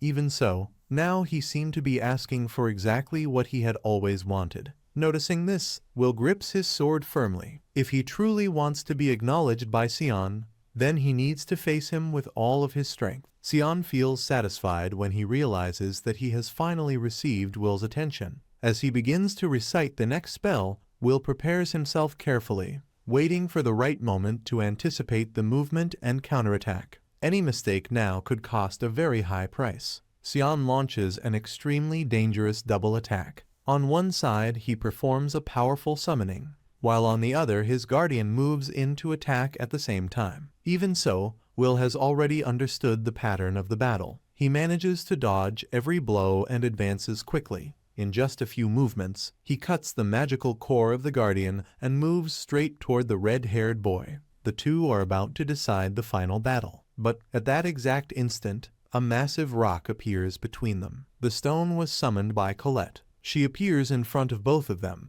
with her clothes almost completely burned. Will immediately asks where Julius is, but soon realizes that maybe he should first ask if she is all right. Colette replies that she managed to hit Julius directly in the face during the fight, but that right after that he simply disappeared. While Sion tries to understand what happened, he suddenly notices that Colette is practically without clothes because of the explosions. Desperate, he starts shouting for her to cover herself immediately, reminding her that she is the daughter of a noble house and should not appear in that manner in front of the entire audience. Annoyed, Colette replies that the truly indecent ones are the two of them, who started an absurd fight right in the middle of the festival. After that, she tells Will that he must go immediately after Julius. She herself will take care of Sion. But Sion refuses at the same moment. He states that no one is going to interfere in his path. Colette shouts back saying that, in fact, it is always him who gets in the way of everything. He always appears at the worst moment and ends up ruining the only chance that Will has to climb up to the tower. Suddenly, Will approaches and gently pats her on the head,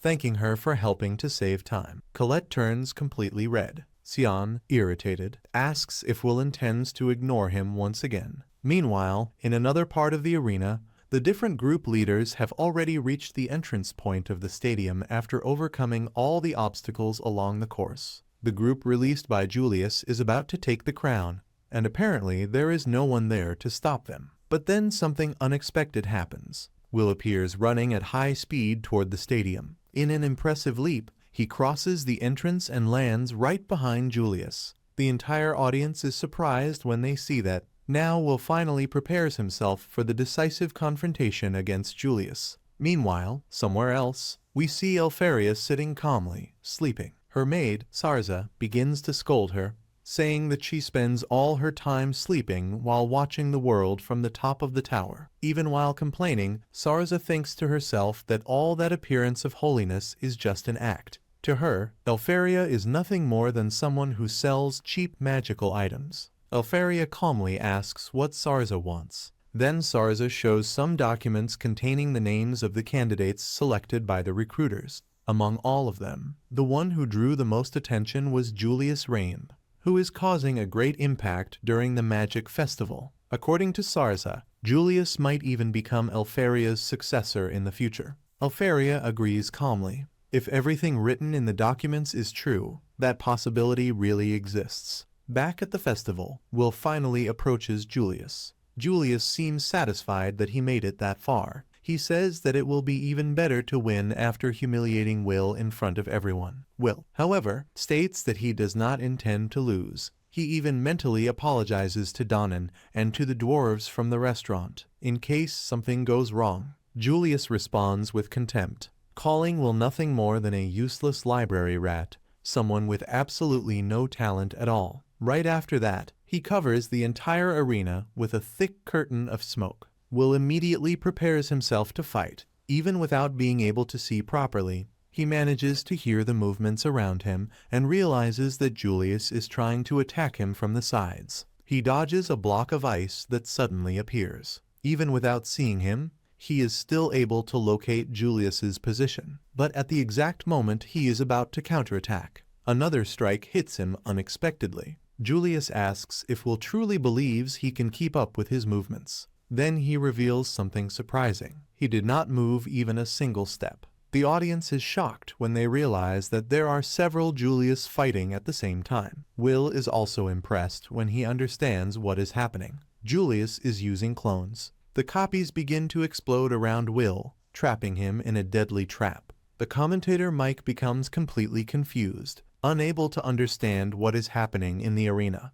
Meanwhile, Evil Snake watches everything in amazement. He explains that Julius is using a secret art created by Elfaria Alvisvina, known as Glass Fro, a set of 12 extremely powerful spells. These 12 spells are considered Elfaria's greatest masterpiece, and Julius is using the first one among them, the spell called Ars Un, capable of creating perfect ice copies of its user. Will asks how Julius managed to learn a magic created by Elfaria. Julius begins to laugh. With his usual narcissistic expression, he replies that it is simply natural talent and that he learned everything by studying magic on his own. Even if it is still only partial, this already places him close to the level of a true tower mage. Julius continues provoking Will, saying that one day he himself will surpass Elfaria. Those words make Will furious. He charges forward to attack immediately, but Julius was already expecting exactly that. Using his clones, he surrounds Will with an unrelenting sequence of attacks. Soon after, 3 clones join together to form a large barrier, creating a kind of ice cage around him. Julius says that it suits someone like Will perfectly, since he is nothing more than a wild animal. Throughout the entire Colosseum, everyone holds their breath as they watch the enormous block of ice closing in on Will. Mike shouts excitedly, saying that it is incredible. Edward comments coldly that Julius won without even needing to take a single step. For him, that represents exactly what it means to be a true mage. Even so, Julius still does not seem satisfied. He uses acoustic magic to amplify his voice and asks the recruiters what they thought of the spectacle. Then he declares before everyone that his ice magic, inherited from Albis, is superior, and that he will prove himself to be the true successor of Elfaria. The students are shocked when they realize that Julius is capable of using Elfaria's magic.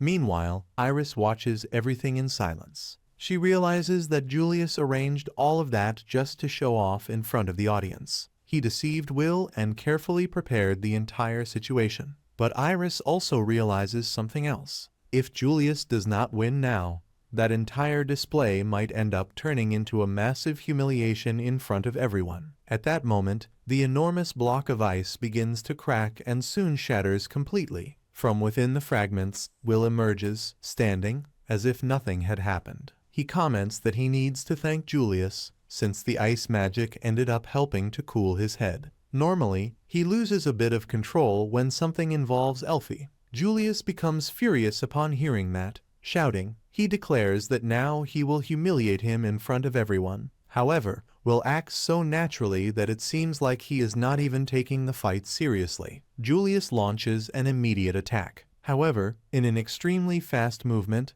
Will takes advantage of the trajectory of the projectiles and appears behind Julius's 2 allies. With precise strikes, he defeats them instantly, sending both of them to the ground. Meanwhile, he comments that the Rs used by Julius is still incomplete. In the stands, Edward watches the scene irritated, remembering that Will had already used that exact same strategy against him before. The entire Colosseum audience is shocked. No one expected Will to eliminate 2 such strong opponents so easily. At the same time, Julius's clones begin to disappear one after another. The students are completely confused, trying to understand what is happening. Will explains that he managed to interrupt the control of the clones by using Julius's own teammates as a distraction. The magic that Julius uses can only be maintained for a short time, and with his current talent he is still very far from reaching Elfaria, his beloved white-haired mage. Julius is shocked when he realizes that Will understands magic better than he does. Then, Will reveals that he grew up with Yuya in the same orphanage and studied her magic out of admiration. He acknowledges Julius's talent for being able to reproduce that technique, but explains that the spell he used was created by Elfaria when she was only 2 years old and still had many flaws. Shaken and furious, Julius creates 8 clones at once to win through sheer numbers. However, Will remembers that Elfaria used to fight him using 10 clones when they were children. Calmly, he dodges the attacks and destroys all the clones, defeating Julius with a final blow. The Colosseum falls silent for a few seconds before erupting in shock and admiration. Even without magic, Will defeated a powerful genius. In the stands, Iris celebrates the victory. After Will's impressive victory over Julius, everyone believes that he will win the tournament. However, while the others were fighting, Whitnell suddenly appears, grabs the crown, and wins the game,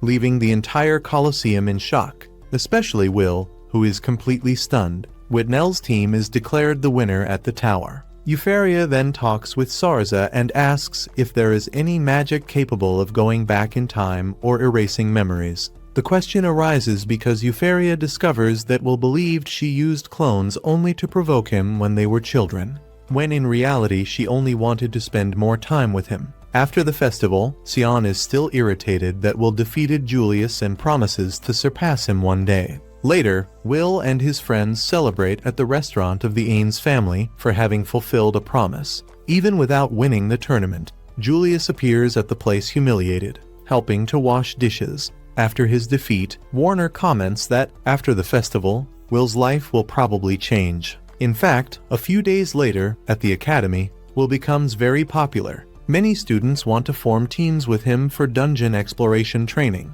even arguing among themselves because of it. Colette becomes irritated, since many of those students previously despised Will, and now only want to take advantage of his strength. Despite that, Will feels happy about the popularity, since he has always been very lonely. Colette then invites him to explore the dungeon with her, but ends up turning the invitation into a shopping trip, which leaves her extremely embarrassed. Later, on the next day, when they are about to go out together, Rust appears saying that he will also accompany them during the outing. He behaves in a strangely intimate way with Will, holding his hand, adjusting his clothes, and staying between the two the entire time, which makes Colette increasingly frustrated. Suspicious, she asks who Rusty really is, and even suspects that he might be a girl, since he is too handsome. However, Will states with complete certainty that Rusty is a boy, explaining that they have already bathed together several times, something that leaves Colette completely surprised. Rusty returns with drinks and jokes that he can drink from Will's cup, which irritates Colette. Soon after, he suggests that Will take his swords for maintenance. When Will steps away, Colette confronts Rust and asks what he wants with Will. Rust responds directly that no one loves Will more than he does and claims that Will also likes him the most. The two begin a rivalry, arguing about who is closer to Will. Meanwhile, Will meets Lahanna, who invites him to talk. In a tea house, he discovers that some of the strongest students in the academy are gathered. Lahanna reveals that she wants to form a special group for the upcoming dungeon training and invites Will because of his experience and performance at the festival. Julius and Sion initially reject the idea, but Whitnell defends Will, reminding them that he has already defeated powerful mages with his sword. In the end, everyone accepts Lahanna's proposal. She explains that she wants to climb higher and higher in the tower and gain great recognition. Since her family, the Owens family, has a short lifespan and carries great pressure for significant achievements, the group then agrees to work together. Later, Warner officially announces the beginning of dungeon training. The students must explore for a week, facing dangerous monsters to earn credits. Edward also warns that the risk of death is real. When the training begins, the students arrive at the base camp on the 6th floor. Colette insists on accompanying Will in Lahanna's group. Rust, however, needs to remain at the camp due to his duties. Meanwhile, mysterious figures outside the dungeon discuss dangerous matters, including a possible failure in the barrier that protects the world. Inside the dungeon, Will's group faces an army of crimson monsters. Will prepares to protect the mages, but discovers that Lahanna is an exception among them. Descended from knights, she masters close combat. With great skill, she quickly defeats all the monsters and explains that the group should prioritize advancing quickly rather than competing for credits among themselves. In the dungeon, Will remembers that the most important magic in that place is enemy detection. Since he cannot use magic, he does not have that ability and ends up being seen as a burden by the group. While the others defeat monsters easily with magic, Will can barely act and ends up only carrying bodies to earn credit. Even so, he decides to keep trying to help. After a long advance, the group takes a break. Whitnell creates an illusion barrier to keep monsters away and, during the rest, shows disdain for Will, stating that only elves can touch those they consider worthy. Colette becomes irritated, but Will tries to avoid conflict, explaining that this is part of elven culture. Lahanna then reveals the group's true objective: to find and defeat Lumino's Navarros, a rare creature worth about 110 credits. She believes that, working together, they can defeat the guardian of that floor and prove their capability to the tower. As they advance through the dungeon, the group finds several monsters dead along the way, all defeated purely by physical strength, with no signs of magic. As they get closer, they discover something even stranger. Navarros itself is already dead, apparently recently defeated by someone unknown. Suspicious, Will remembers that detection magic is not perfect and decides to trust his own senses. He senses danger above them and tries to warn the group, but the monster suddenly appears and attacks Wall, destroying the ground and causing everyone to fall into a deep cavern. Will saves Itnal during the fall, but the two end up separated from the rest of the group. They discover that they have fallen to the 11th floor of the dungeon, an extremely dangerous area known as the Jaws of Nightmare, where only very powerful mages usually enter. Meanwhile, Lahanna's group realizes that they are lost at that deadly level. Separated, everyone is at risk of dying if they do not reunite quickly. In another part of the cave, Itnal faints and dreams of voices of elves, saying that he is useless and without talent. However, when he wakes up, he finds beside him the enormous monster already dead and realizes that Will probably defeated it alone. After defeating the monster, Will tries to treat Whitnell's injuries, but the elf refuses to be touched and decides to treat himself. During the fall, almost all the equipment was lost, leaving only a few secondary weapons and limited supplies,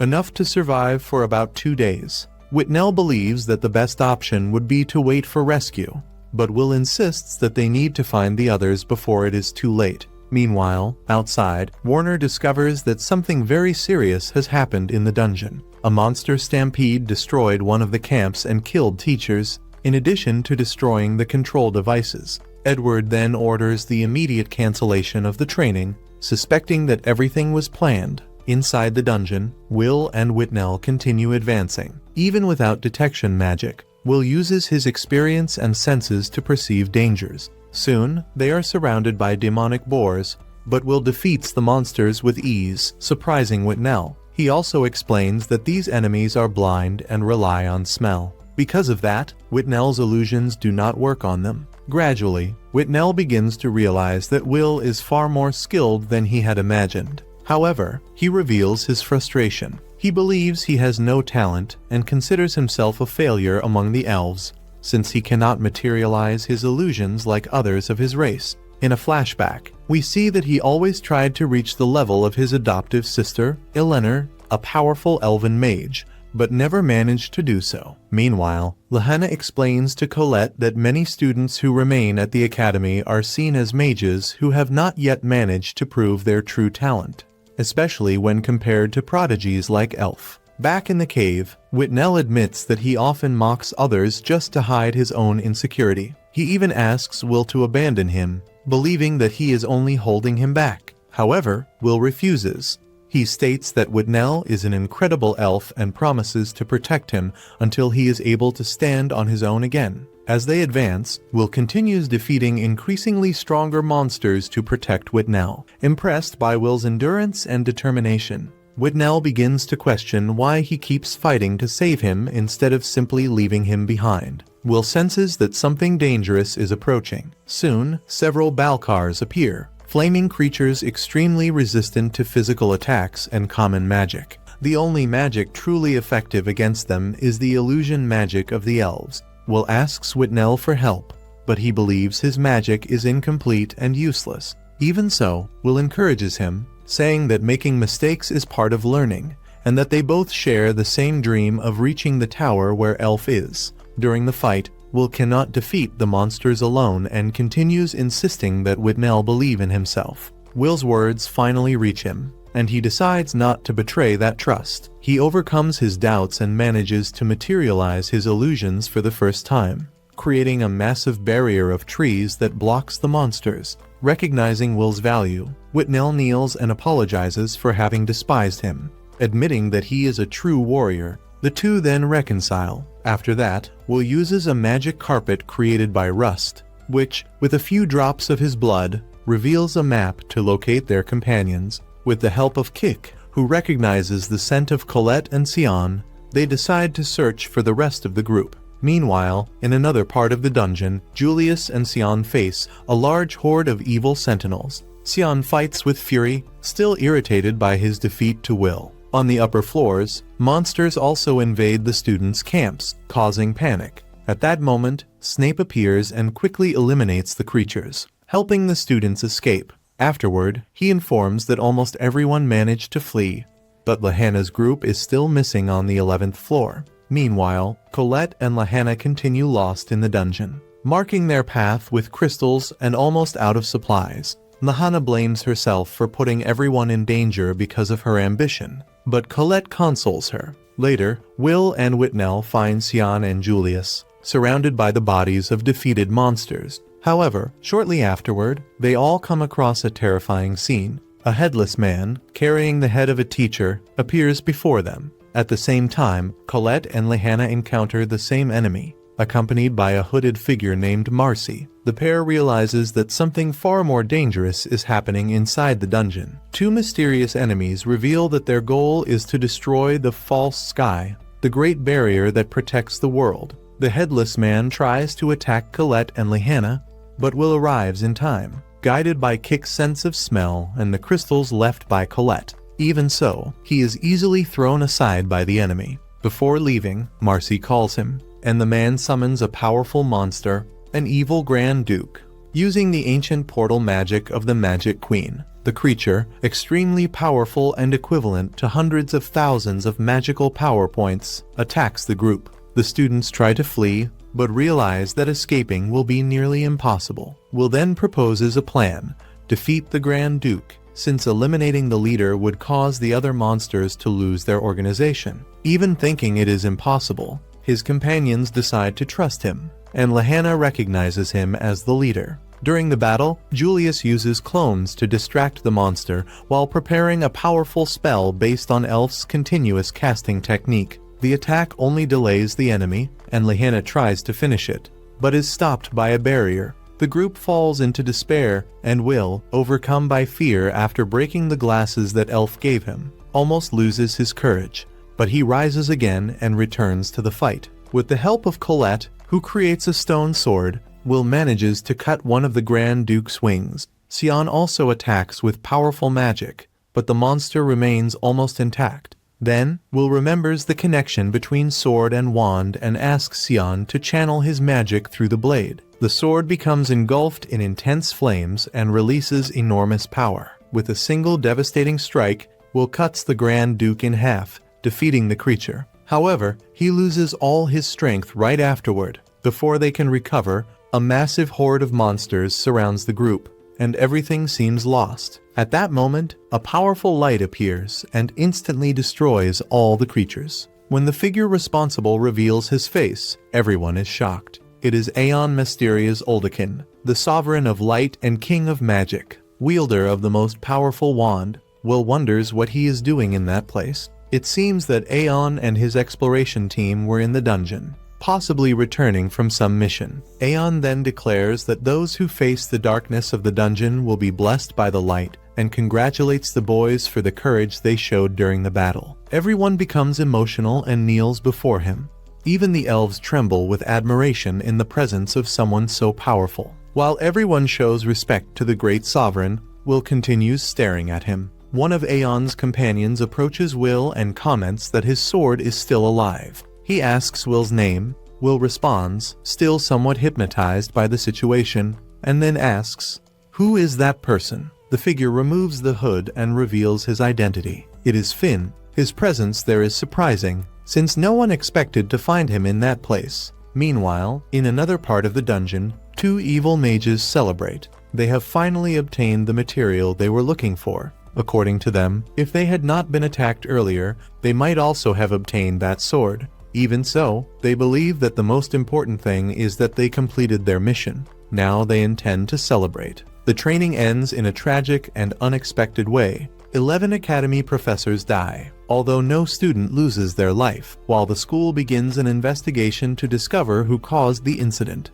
The surviving students recover in the infirmary, still shaken. They recognize that they survived thanks to the intervention of the Sovereign of Light and their teamwork. During the conversation, Lehana realizes that the group has become a true team after the experience in the dungeon. The tense atmosphere eases, with jokes about her enormous appetite, caused by the high energy consumption of her magic. Then, the others comment on the moment when Will absorbed everyone's magic during the battle. Not even he can explain exactly what happened, which increases the mystery surrounding his power. Will also remembers a boy who participated in the rescue. Lehana explains that he probably belongs to the FM tribe, a race that does not use magic but possesses great knowledge about the dungeon and has acted as guides to the tower since the time of the Wise Queen. Later, Finn meets Calderon and delivers a fragment of the sword known as the Magic Slayer, found in confrontations deep within the dungeon. He suspects that someone is conducting experiments there,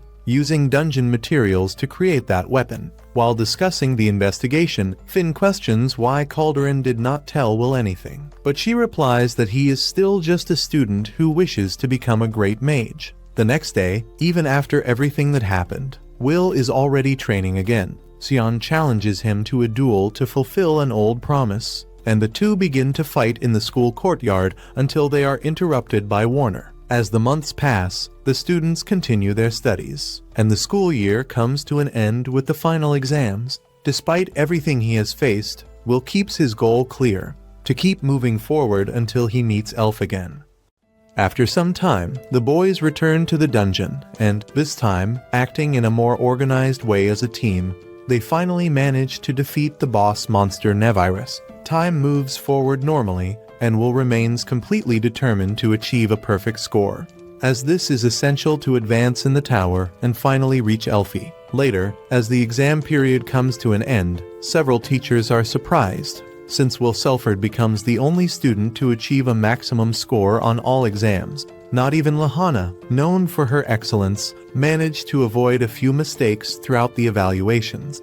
Even so, Will maintained a flawless performance in every test taken. Warner, on the other hand, shows great enthusiasm, and Professor Alyssa approaches to congratulate him, highlighting that all his effort is finally bringing results and bringing him closer to his goal.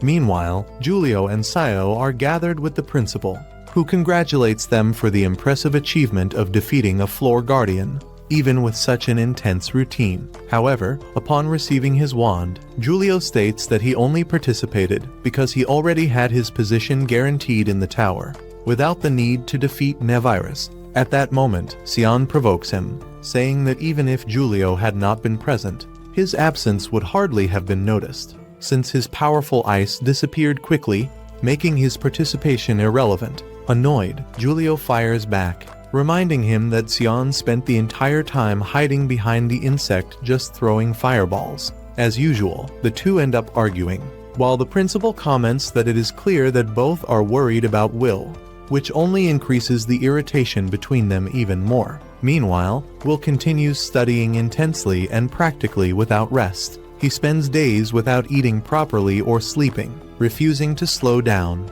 because he believes that even a single point can completely change his future. Colette tries to convince him to take a break, but Will insists that, thanks to the help of Lehana and the others, he managed to achieve the maximum score in the stages, so he feels that he needs to keep striving so as not to waste everything they did for him. Rosti reminds him that Will has also already accumulated credits in spellcasting after defeating Professor Edward, but Will replies that he is still missing 1 point and that he needs to secure it no matter what. At that moment, Rosti pulls out one of his gray hairs, warning that if he continues like this, many more will appear. Colette gets irritated and questions what he thinks he is doing, while Rosti responds provocatively, saying that he only did something that she herself had always wanted to do. Colette is left speechless, visibly embarrassed, which makes Rosti come out as the winner in this small exchange. At another moment, Lehana comments to Wignall that, after defeating Nevirus, they will finally be able to climb the tower with pride. However, Wignall observes that it was not that simple, since afterward they still faced a Grand Duke, As they continue walking, he notices how much Lihanna has changed, stating that she no longer gives off that same tension as before. Lihanna agrees, recalling that she used to hide her feelings behind a smile. But deep down she never let her guard down. Wignall then admits that this change happened thanks to Will, as he was the one who showed her that even someone strong can make mistakes, and that ended up earning her respect. Lihanna also acknowledges that she learned a lot from Will, and that she now understands that cowardice can come from a feeling of inferiority, but it can also transform into courage. The two then wonder what Will might be doing at that moment, and Wignall answers that it is obvious. He is probably in the library, completely focused on his studies. Later, during the night, Colette, worried, decides to bring something for Will to eat, since he spent the entire day in the library. When she arrives there, she realizes that he ended up falling asleep from exhaustion. Taking advantage of the moment, she covers him with a blanket and confirms that he is indeed sleeping. Without missing the opportunity, she leans in, trying to give him a kiss. But Rosti suddenly appears and interrupts her. Surprised, Colette tries to justify herself, saying that it was not what it looked like and that she was just adjusting his clothes. However, Rosti does not believe her and states that he will not let anyone steal a kiss like that. Colette, trying to disguise it, says that she was just worried about Will, since even exhausted, he continues to push himself too hard, which could end up causing serious damage to him. She confesses that she does not like the way Will keeps chasing Albis Vina,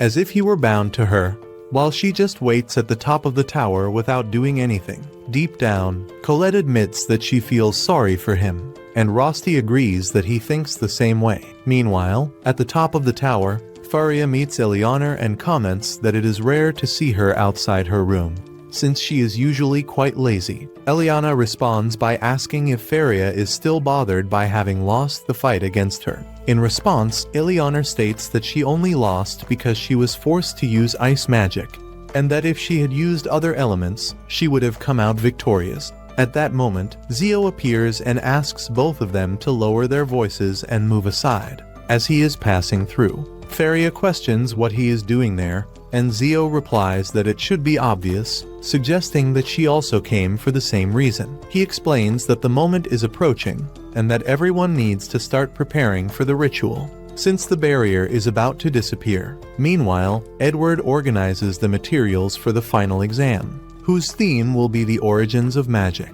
The next day, upon entering the classroom, he announces that the test will consist of only one question, and everyone who answers correctly will receive 6 credits. He makes it clear that he will not accept vague answers and that he expects them to demonstrate everything they have learned over the 6 years at the academy. When the tests are handed out, the students are surprised to see the question, "What is magic?" Although it seems simple at first glance, they understand that it is a complex topic, but they believe they can answer it. After all, it is a fundamental question for any mage or elf. However, for someone without magic, that answer would not be easy at all. Worried, some begin to think about how Will deal with this. And indeed, his mind goes completely blank. Unlike the other tests, this one cannot be answered based on books. He needs to explain, in his own words, what magic means to him. Even in the face of this difficulty, Will does not intend to give up. He is determined to find an answer, no matter what. With that in mind, he continues thinking about Elfie and the promise he made, determined to fulfill it no matter what. Then, he begins to write what magic means to him. In his view, it is an unattainable miracle, something both beautiful and cruel at the same time. For Will, magic is beyond simple effort, but he believes that, if he does not give up, he may achieve something equivalent or even greater than it. In the end, he records his answer by saying that, for him, magic is what keeps people in constant expectation. Next, the scene changes, and Warner questions Edward, asking what he intended with that kind of exam. Edward calmly replies that he only asked a basic question, something that any aspirant who wishes to climb the tower should be able to answer. However, he reveals that only 4 out of 10 students managed to answer correctly, which he considers disappointing. Even so, Warner understands that Edward acted that way with the intention of specifically harming one student. Indignant, he asks if Edward does not feel ashamed of that. Edward, however, interrupts him and says that they are the ones acting irrationally by wanting to send someone to the tower who cannot even use magic. He argues that it is nothing more than a graveyard of wands, and that placing someone like Will in that environment makes no sense at all. In a world dominated by magic, a sword can never be equal to a wand. He also states that both Warner and the principal are completely mistaken, as they have started a dream that is impossible to achieve. Soon after, we see the list of students, and among those who failed is Will's name. He finishes with 7,199 credits, being just 1 point short of reaching what is necessary to climb the tower. The news leaves him completely shaken. Time passes, and in a garden, Rosti meets him to return his glasses, now repaired. During the conversation, Will shows frustration, saying that it was obvious he would not be able to answer that question. He feels defeated, believing that because of that, he will not be able to fulfill his promise. Rosti hugs him and says that no words will be enough to ease his pain, but assures him that he will stand by his side, no matter what happens. Meanwhile, the principal gathers with Wignall and Lehanna, asking if they managed to find Will, but they answer that they did not. Julio appears criticizing the search for Will, calling him a coward for having run away and saying that students who do not evolve end up leaving the academy. Wignall confronts him and demands respect, but Julio insists that in that place only magic matters, stating that someone who fights with a sword does not belong there. Sion admits that he cannot stand Will and reveals his frustration for not being the one who defeated him. Shortly after, Warner appears and decides to take over the search for Will, suggesting that the others take advantage of the Terminalia period. Meanwhile, the end-of-year celebrations begin. Claire leads the event with humor, hiding her frustration over absent friends, and recalls the story of Mercedes, who 500 years ago led mages to seal the sky and protect the world. Since the barrier needs to be renewed annually, the mages perform a collective ritual at the turn of the year, successfully recreating it. However, soon after the celebrations begin, a strange message appears in the sky and everything changes. The environment darkens, portals open, and demonic creatures invade Regarden. Those responsible for the attack reveal that they took advantage of the moment when the mages were weakened after the ritual to begin a massive massacre. By looking closely ahead, Will realizes that what he is seeing is not something ordinary, but rather magical portal circles, exactly like the ones they had previously seen on the 11th floor of the dungeon. The resemblance is undeniable, and this immediately puts him on alert, as he knows very well the danger that these structures represent and the kind of threat they can bring. Meanwhile, in the city, chaos has already taken over everything, with various different monsters appearing and attacking without any warning or apparent pattern. The streets, once busy, are now filled with panic, and people, completely desperate, begin to question the reason why creatures from the depths of the dungeons are now on the surface. Something that should never happen under normal circumstances or under any known control. The scene then cuts to Claire Sarah, who, maintaining her calm even in the face of the critical situation and the despair around her, decides to act quickly and casts her defensive barriers without hesitation. As she conjures some magical bubbles around, something unexpected happens. From within them, guardians emerge, summoned creatures that possess the ability to drain the strength of enemies efficiently. At the same time, the faction's mages begin to chant their spells with precision and synchrony, showing complete mastery of their techniques. With this combination of well-coordinated strategies, they manage to eliminate the monsters with extreme ease, which leaves everyone around completely impressed with the power and efficiency of the capital's mages. These mages are known as the Tower Mages, figures respected and feared for their skill and discipline. They quickly come to a consensus that they need to discover the origin of these magical circles. As this is clearly not a natural event, for them, it is clear that someone is behind the release of these creatures, and they demand that those responsible be captured, no matter the cost. However, when they turn their attention back to the battlefield, they notice something disturbing and unexpected. One of the monsters managed to survive all the simultaneous attacks that should have completely eliminated it, even after a new sequence of blows is launched against it. They initially believe that the enemy has been defeated, but soon realize they were mistaken when they see that it is still moving. Everyone begins to attack together, trying to eliminate the threat once and for all without leaving any openings. Claire then shouts for one of the men to retreat immediately, but it is already too late, and he ends up being brutally cut in half in front of everyone. At that moment, Claire realizes something even more alarming and concerning. Magic simply is not working on these monsters, making the entire strategy useless. When she is attacked, she manages to identify the cause. The sword used by the enemy is a Mage Slayer, a weapon created specifically to nullify and pierce magical defenses, something extremely rare and dangerous. The scene then shifts to the school's headmistress, who receives the news that almost all of the tower mages have been killed, in addition to there being numerous civilian casualties. She begins to reflect deeply on the situation, questioning whether this weapon was produced on a large scale for combat and what the true objective of the enemies behind all of this might be. Despite the urgency of the situation, when they suggest that the Academy send reinforcements to the city, she immediately refuses without hesitation. For her, all of this is nothing more than a carefully planned distraction to divert attention from the true target. Her focus is clear and unwavering. The tower must be defended at any cost. The mages present understand that they are the true targets and that they must act quickly before it is too late. The only viable option is to deploy the Grand Barrier, but there is a critical problem. Elfaria's mana is practically exhausted, as is that of everyone else. This is the only day of the year when all mages end up completely drained, which makes the situation even more dangerous. Even without knowing exactly where this threat came from, everyone is certain that the enemies chose this moment on purpose, aiming to eliminate them all at once while they are vulnerable. One of the men suggests that it would be better to retreat to preserve their lives, but an old man harshly reprimands him, reminding him that he lost his eyes and, therefore, has no right to speak of retreat or weakness. He then forbids any mage from leaving the tower under any circumstances.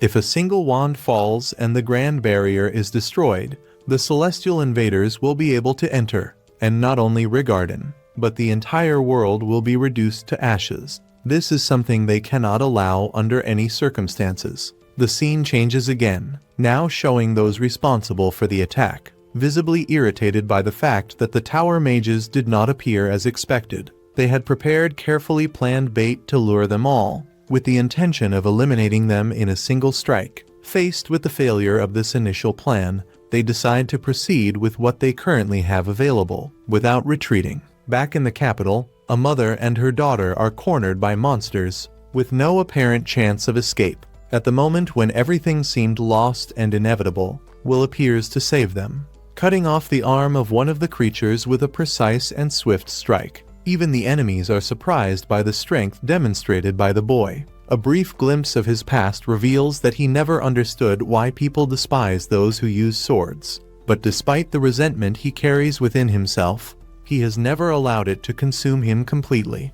Determined, he moves forward without hesitation and defeats several enemies with ease. One of the girls observes that, although Will is capable of facing mages with his sword, he cannot handle everything alone in the face of a threat of this scale. Given this, the royal mage decides to allow the dwarves to enter the battle to balance the situation. Will's master then kneels before them, humbly asking for their help and support. Even though they are reluctant at first, the dwarves eventually accept, mainly out of respect for Will and what he represents. Meanwhile, Will's friends face enormous difficulties just to survive. Even while using illusion magic, the monsters are able to block everything with ease, as if they were already prepared. One of the girls suggests that they should simply distract the enemies while the dwarves approach silently. Following this strategy, they reinforce their shields and use Colette's power to bring down the saint's statue onto one of the monsters, finally managing to deal significant damage.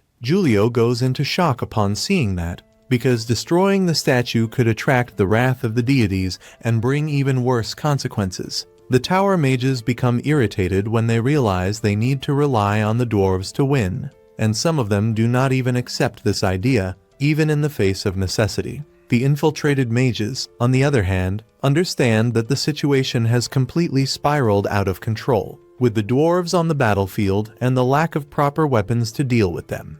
They decide to use their last card, something they had been saving for the most critical moment. Suddenly, a portal opens in front of Will, who is left in shock upon seeing the creature that slowly emerges from it. The beast advances immediately, giving no chance to react, launching him away with a single blow and knocking him unconscious from the impact. The scene shifts to Finn, who confronts one of the remaining enemies, demanding answers about the origin of the monsters and the plan behind all of this. The man claims that it is already too late to stop anything, and reveals that the plan was to take him to the depths of the dungeon. However, before he can reveal more details, he ends up being killed, leaving everything unresolved. Finn, in disbelief and frustration, refuses to accept that as the end of the answers. The scene returns to Will, who wakes up at the exact moment he is about to be hit, managing to dodge at the last second. He tries to understand where that creature came from and why it is so powerful.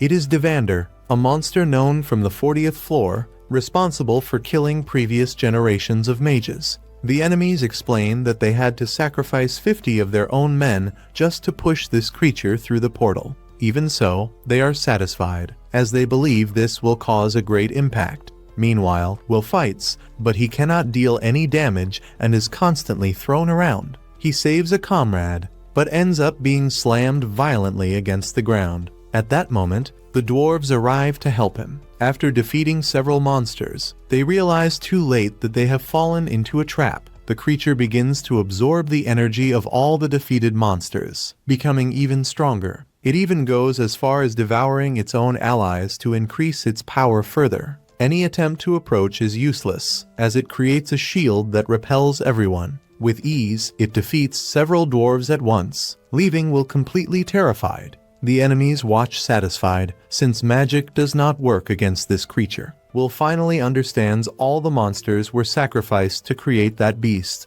A sea of blood begins to form, and he feels a huge weight for not being able to do anything. He knows he needs someone to enchant his sword, but any attack is easily blocked. Before his eyes, a friend's arm is cut off, which makes his anger grow even more. Even so, he moves forward, dodging and attacking, but without success. No knowledge or technique seems to work. Meanwhile, Rosti sends a cat to fetch Colette, promising to protect Will. He knows he does not have enough power to face that creature. At the moment when Will is about to be killed, Rusty suddenly appears, placing himself in front of him and pushing him away from the attack, stating that he will always be by his side. Upon seeing his friend die before his eyes, Will feels deep pain, and his anger reaches a new level in the face of everything that has happened. If you followed until here, comment Rusty to send that positive energy to him.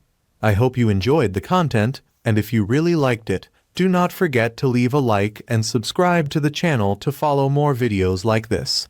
Will continues plummeting at high speed, with the wind cutting across his face and the sensation of free fall taking over his entire body. For a brief moment, it seems that there is no more hope, but luckily, his teacher manages to reach him at the last moment and grabs him before the worst can happen, saving his life by a very small margin. Even after being rescued, Will cannot calm down and continues screaming desperately for his friend, as if refusing to accept the situation he is in. The scene then shifts to the group of the Magia Vander, where the atmosphere is tense and heavy. Zio looks around and becomes even more irritated with what is happening. Unable to accept the inaction of the others, Carriot notices his intention and asks where he is going. But Zio responds directly, saying that it should be obvious, since he is heading straight to the battlefield. In his view, everyone there is useless for fighting without achieving results. But those who remain still without doing absolutely anything are even worse. Carriot tries to bring reason to the situation, reminding that Lord Aaron has already made it clear that no one can leave there under any circumstances. He explains that if the Magia Vander are defeated, the Great Barrier will disappear completely, and without it there will be no chance of a future. The Celestial Invaders will destroy everything without exception, reducing the entire world to ashes. He also emphasizes that even they are at a disadvantage against those creatures, and that the only viable option is to wait until the most important person for everyone manages to recover. Because of that, he asks again for Zio to step back and sit down. Zio, however, does not accept that idea and questions whether Chariot really expects him to act calmly in the face of all that. He states that he would rather send everything to hell than continue there holding a weak wand without doing anything. Faced with that, Chariot decides to act and uses his firepower to prevent him from advancing, demanding that Zio return immediately. He makes it clear that if he does not obey, he will be forced to restrain him by force. The argument intensifies to the point that no one around dares to interfere. Those who still maintain awareness of the situation know that the Magia Vander cannot split up at such a critical moment. At that instant, Lady stands up, breaking the silence, and demands that the master withdraw his orders. He responds coldly, saying that Elfaria should not try to make him change his decision and orders her to sit down again. Even so, she ignores the order and decides to act on her own, determined to protect those she loves, including Will. Before leaving, she warns that if they try to stop her, she will not hesitate to attack as well. The scene returns to Will, who is now consumed by anger and frustration in the face of everything that is happening. The master analyzes the situation and understands that the arrival of Vander caused the complete collapse of the front line.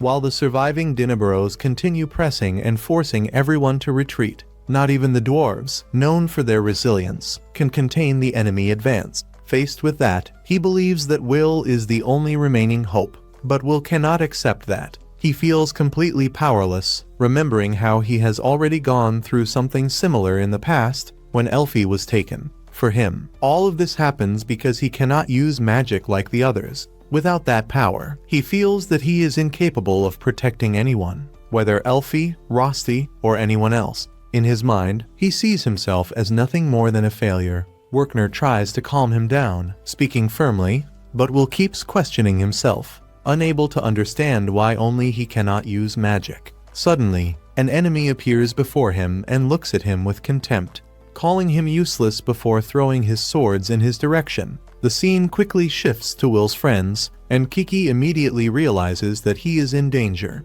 Without thinking twice, she starts running to help him, while Sion follows right behind. Meanwhile, the Headless Man continues conducting his chaotic orchestra, spreading destruction throughout the city. He attacks without mercy, as if everything were just part of a spectacle. Despite showing a desire to go out in search of new victims, he restrains himself, remembering that today his role is only to command. At the same time, the most powerful monster advances slowly toward the tower, as if nothing could stop it. Claire realizes that that creature has a level of power enough to defeat a Magia Vander, but even so she decides to face it. Right after that, the scene shifts again, and the teacher orders everyone to attack the monster, even if that means sacrificing their own lives. The dwarves protest, stating that their people have already been practically destroyed by serving as a shield on the front line. Donnan and many others have already been defeated, and now he intends to send the rest to their deaths.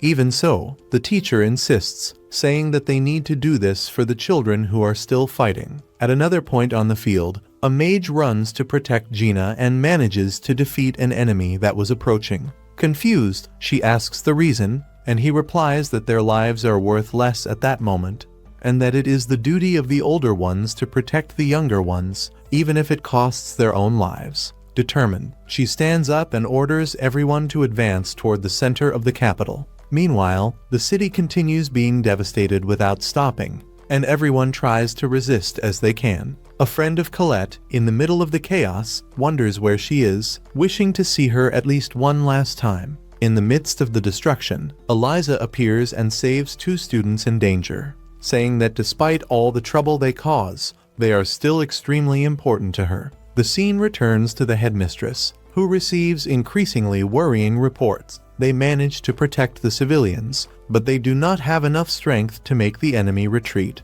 Iris explains that, thanks to the efforts of the dwarves, part of the mage slayers has been eliminated, but that is still not enough to stop Vander. On all fronts, the problem is the same. There is not enough power to respond at the same level. The scene returns to Will's confrontation. The enemy who attacked him appears impressed by the teacher's strength, but even so managed to injure him. Will tries to understand what happened, while Werkner, gravely wounded, remains standing with difficulty. Even injured, he smiles, satisfied for having managed to protect Will. He apologizes and admits that, from now on, he can only rely on him. For Werkner, Will is the only person capable of saving the city. However, Will insists that he cannot do that. He feels completely broken seeing so many good people sacrificing themselves for him, while he believes he cannot save anyone. At that moment, Werkner embraces him and reveals that he has been hiding something important all this time. Will can, in fact, use magic. He explains that this will be enough to show everyone that there is still hope, even if it is through a single spell. Desperate, Will begs him not to die and asks him to reveal what his magic is. It is then that Finn appears before him and says that light can pass through anything. He assures that the teacher will survive and states that now the most important thing is for Will to stand up, because everything has already been prepared for him. Before acting, Will asks what this so-called motivation means. Finn explains that it is not about controlling elements like fire or wind, but rather something much deeper: emotions. Will, still insecure, thinks that this is nothing more than a simple trick and that it will not be enough to save the world. Finn interrupts him and states that this is, in fact, the most important thing of all. He says that anyone who cannot change themselves will never be able to change the world around them. Then he asks Will to remember who he truly is, his origins, and everything that brought him there. He says that the lock has already been opened, and that now the moment has come to wield the sword. This is the beginning of a new journey, crossing the darkness to go beyond the false sky. The sword begins to shine intensely, and Finn asks if Will knows the name of the magic that exists within him. He asks him to declare it out loud, without hesitation. Will then stands up, takes a deep breath, and says, "Courage." At that very moment, his hair turns white, and a new energy takes over his body. He rushes toward the enemy at high speed and begins to defeat all the monsters around him, completely surprising everyone who watches the scene. Charlotte and Sion also move forward to fight.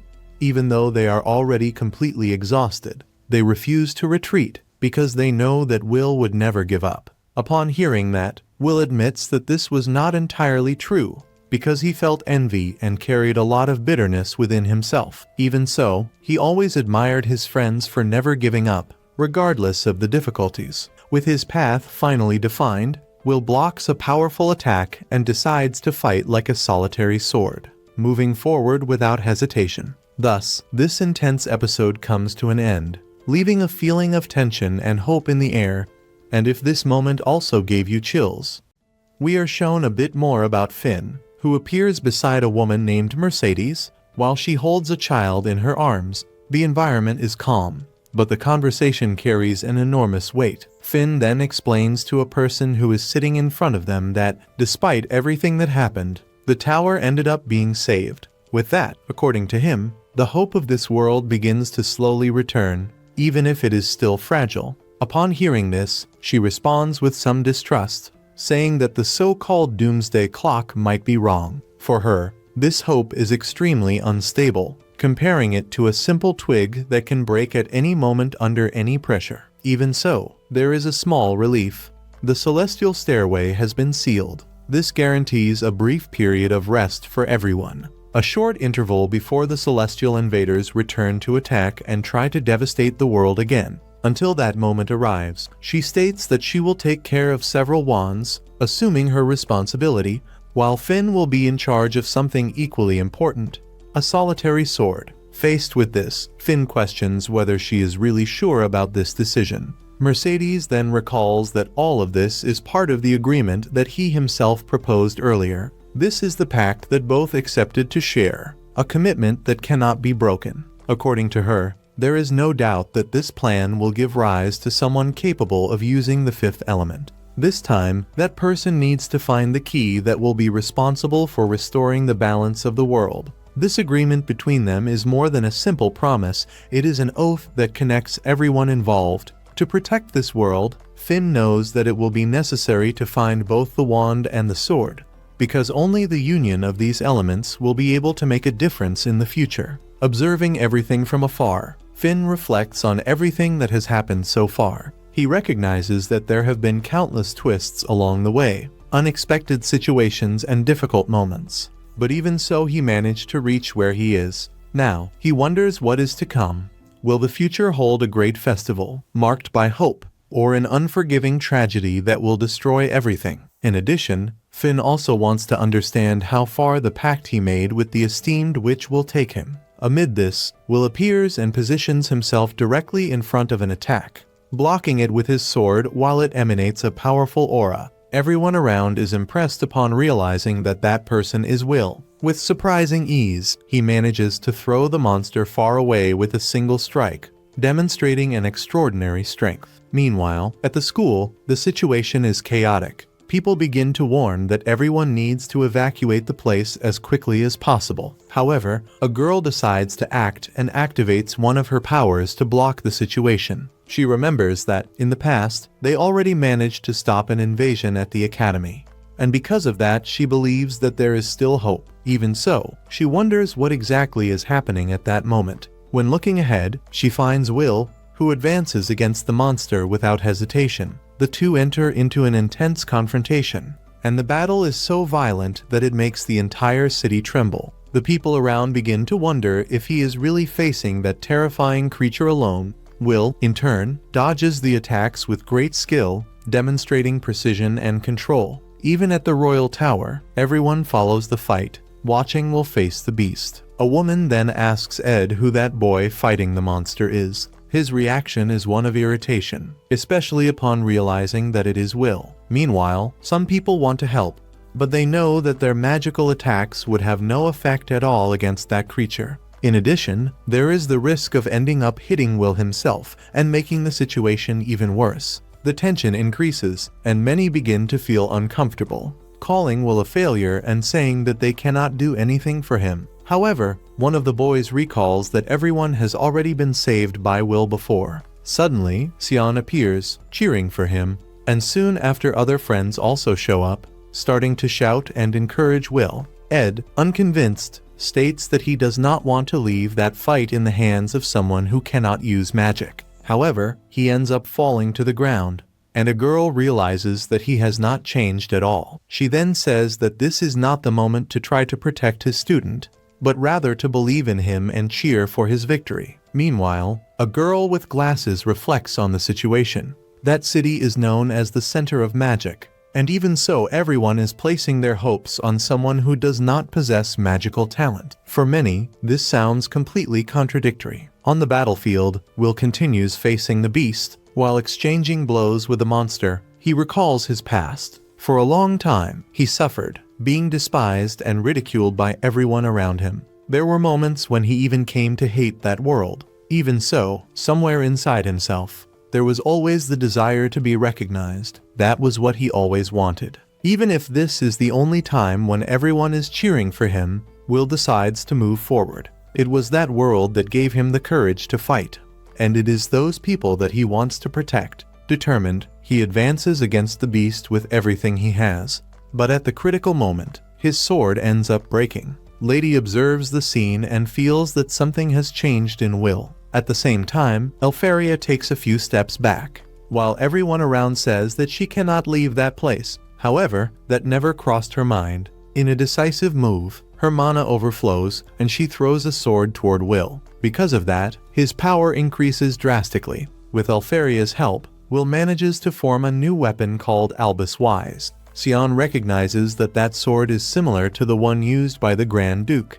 It is a special weapon, capable of absorbing spells. Even so, everyone remembers that magic normally has no effect against that beast, no matter how powerful it may be. Even so, with a precise strike, Will finally manages to injure the monster. Meanwhile, the invading mages fall into despair, questioning what is happening and how he managed to overcome the creature they brought. At the tower, everyone watches impressed by the power demonstrated by Will. They know that it is not common magic. Instead, they recognize that it is the fifth element, something described in ancient stories as the primordial key that gave origin to the world. An old man then realizes that Finn has finally found what he was looking for. Everything is connected to the oath made with the Mage Queen, the union between wand and sword. Back to the battle, Will continues dodging the attacks with absolute precision. In a new advance, he strikes the monster again. The creature tries to counterattack, but Will manages to block all the blows and still freezes it in place.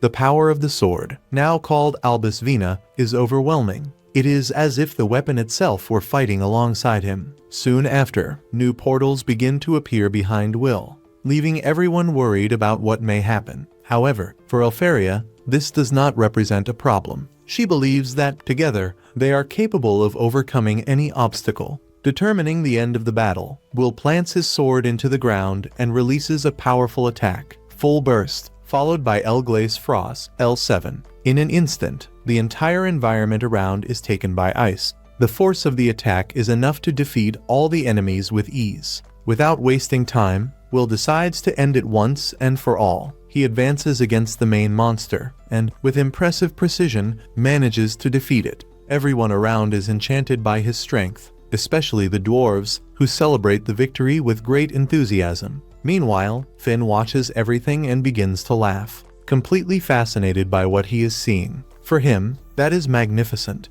Will has exceeded all expectations. He is even better than Finn ever imagined. Now, it becomes clear that he is the last hope that remains.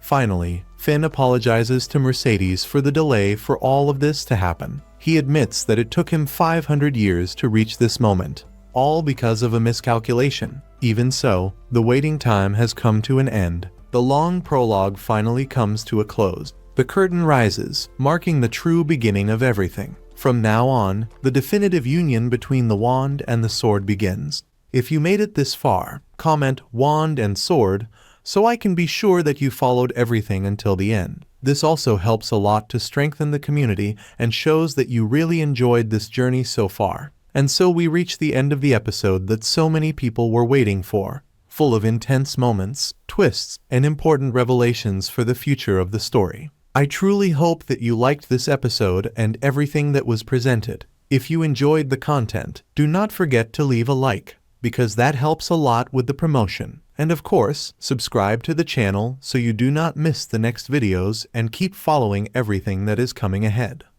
The story then returns to 3 years earlier. At that moment, everyone becomes completely amazed as they witness real rain falling from the sky. Many people begin celebrating, since the mages were capable of even controlling the weather through their powers. Will watches everything from a distance and becomes fascinated upon realizing how far away the tower is. To him, it seems impossible to imagine any way of reaching it someday. Even so, he wanted to remain by Lady's side despite not being capable of controlling even a single drop of water. While staring at the sky, he begins wondering whether he will truly be able to meet her again someday. Suddenly, a boy appears beside him saying that he will end up catching a cold if he keeps standing in the rain like that. The boy introduces himself as Rosti. He explains that he dreams of becoming a great craftsman and reveals that, starting from that day onward, he will become Will's classmate. In addition, he says that he would really like to become his friend. Meanwhile, Will is accompanied by the teacher, who manages to bring him back to normal. Finn quickly realizes that she has already mastered the legacy left behind by the Mage Queen. He understands that it is thanks to her efforts that Will is still capable of remaining at the academy. Because of that, he knows that she must continue guiding and supporting the boy from that point onward. The editing of Will's memories appears to be functioning correctly. In that way, he will be able to return to being the person he always was before. Even so, Finn continues wondering what exactly Will might be seeing at that moment. The scene then shifts to the professor, and standing before him are Claire and Ed. Ed calls him an idiot for continuing to ignore his own injuries, commenting that he has not changed at all since their school days. Claire understands that he is immortal, but she still believes that he should take a little better care of himself. Without fully understanding the situation, he asks where he is. Eliza responds that they are in the school infirmary. She explains that he had collapsed on the academy rooftop the previous night, so she decided to bring him there. Extremely excited, Eliza celebrates the fact that he has finally awakened. Claire, however, comments that she seems far too cheerful for a rookie vampire. While the two of them begin arguing, Werkner immediately asks where Will is. Ed tells him to calm down, explaining that the boy is currently being taken care of by Wright, According to him, if they leave everything in the teacher's hands, things will certainly work out in the end. The scene changes once again to the teachers, who celebrate the fact that Werkner is alright. Everyone is also happy after discovering that Will be able to return to school, especially because he was the one who worked the hardest during the battle. However, Julius interrupts the celebratory mood and calls everyone idiots. He explains that Will possesses an absurd and incomprehensible power, so there is no need to keep treating him like someone helpless. The others become confused and begin questioning why Julius is acting that way. Julius responds that he does not want to be reminded of the person he used to be in the past. In addition, he claims that everyone there underestimated Will until very recently and were now completely changing their attitudes in the most convenient way possible. In his eyes, everyone had ended up becoming corrupted, just like the old elf. At that moment, the elf himself appears and states that the stubborn one in the situation is actually Julius, even if Will was unable to resolve everything on his own. It was impossible to deny that he saved everyone's lives during that battle. Shortly afterwards, the scene changes to the tower. There, it is revealed that the events in Terminalia left approximately 3,000 people dead or injured. Furthermore, the leaders responsible for the attack are still missing. The Master orders that the investigation be divided among the factions. He also requests that the reconstruction of the destroyed capital begin immediately. Afterwards, he questions the reason why Will did not officially attend the academy during the past 6 years. One of the people believes that this is the director's fault and states that she is certain the director had been deliberately hiding Will. The Master realizes that the director made several important decisions without consulting anyone. Because of that, he decides that, from that moment onward, supervision of the sword will become Finn's responsibility. At that moment, all of the Magia Vander members appear gathered together. The Master asks them to continue searching for information related to the attack that occurred during the students' praxis. The investigation must include the capital, the dungeon, and even the inside of the tower itself. If he had to make a guess, he believes that everything is somehow connected to the great battle that took place 10 years earlier. That causes everyone to remember the destroyers who, in the past, nearly brought the magical world to ruin. One of them asks whether there is any possibility that some survivor from that disaster might still be alive. The elf girl replies that such a thing should be impossible, since her people fought desperately to contain those creatures. However, one of the others reminds her that she did not even participate in that battle and asks whether she plans to run away to the forest again like she did before. Irritated, she immediately attacks the man, destroying a large portion of the surrounding area. Another girl comments that she has completely lost the desire to continue participating in the Magia Vander meetings. When the two of them were just about to start a real fight, the Master interrupts them both and orders them to stop immediately. Afterwards, he reinforces that each faction will continue handling its own part of the investigation. He also comments that the pruning of the new sprouts is almost complete and that the season of blooming is rapidly approaching. Because of that, he does not want anyone failing to prepare themselves for what is coming next. At that moment, everyone notices that Sarissa is present and begins asking where Lady is. After all, every Magia Vander member was gathered there except for her. Sarissa responds that Lady claimed she had a stomachache, so she probably would not appear that day. Soon afterwards, the scene shifts to Colette and Lihanna. Colette is bringing flowers for Rosti. Even though he still does not have a grave, she believes that at least this much is something she could do for him. Lihanna asks what kind of person Rosti was, but Colette admits that even she did not know him all that well. Since Rosti studied to become an artificer, he rarely appeared around the campus. All she really knew was that he had come from the western capital of Tiralis as a transfer student. He appeared out of nowhere and quickly became close to Will. Colette admits that she always felt a little jealous of that friendship. Even so, she remembers that Will constantly said Rosti was a precious friend to him. Sometime later, everyone begins helping with the reconstruction of the destroyed city. Thanks to the work of the dwarves, the repairs advance at an astonishing speed. Suddenly, Iris appears before Finn. He remembers that he has already asked her several times to stop calling him that way. However, Iris completely ignores the request and states that she despises him from the bottom of her heart. Finn asks the reason behind so much hatred. but she merely responds that he should keep his distance from Will. If Finn becomes too deeply involved, the hands of the clock will advance all at once. She warns him that, if that happens, nobody will be capable of stopping that person anymore. Finn believes that Iris simply has feelings for Will. However, he has already made his decision. He intends to bring Will to his side no matter what. The story then returns to the past once again. Rosti asks Will whether he would feel sad if one day he disappeared. He also says that a farewell would be something extremely painful. Will asks him not to say things like that because he cares about him a lot. Rosti then reminds him that, once Will finally climbs the tower, he probably will not have enough points to accompany him. Even so, he promises that he will continue taking care of him, no matter how great the distance between them becomes. Will remembers that dream and wakes up immediately afterwards. Upon waking up and touching his face, he ends up seeing Rosti, but quickly remembers that he died and that it is actually only his cat there beside him. While the students gradually left their dormitories, the entire Regarden Magic Academy began preparing for the graduation ceremony. Even with the event taking place, the atmosphere still carried a sorrowful feeling because of the tragedy in Terminaria.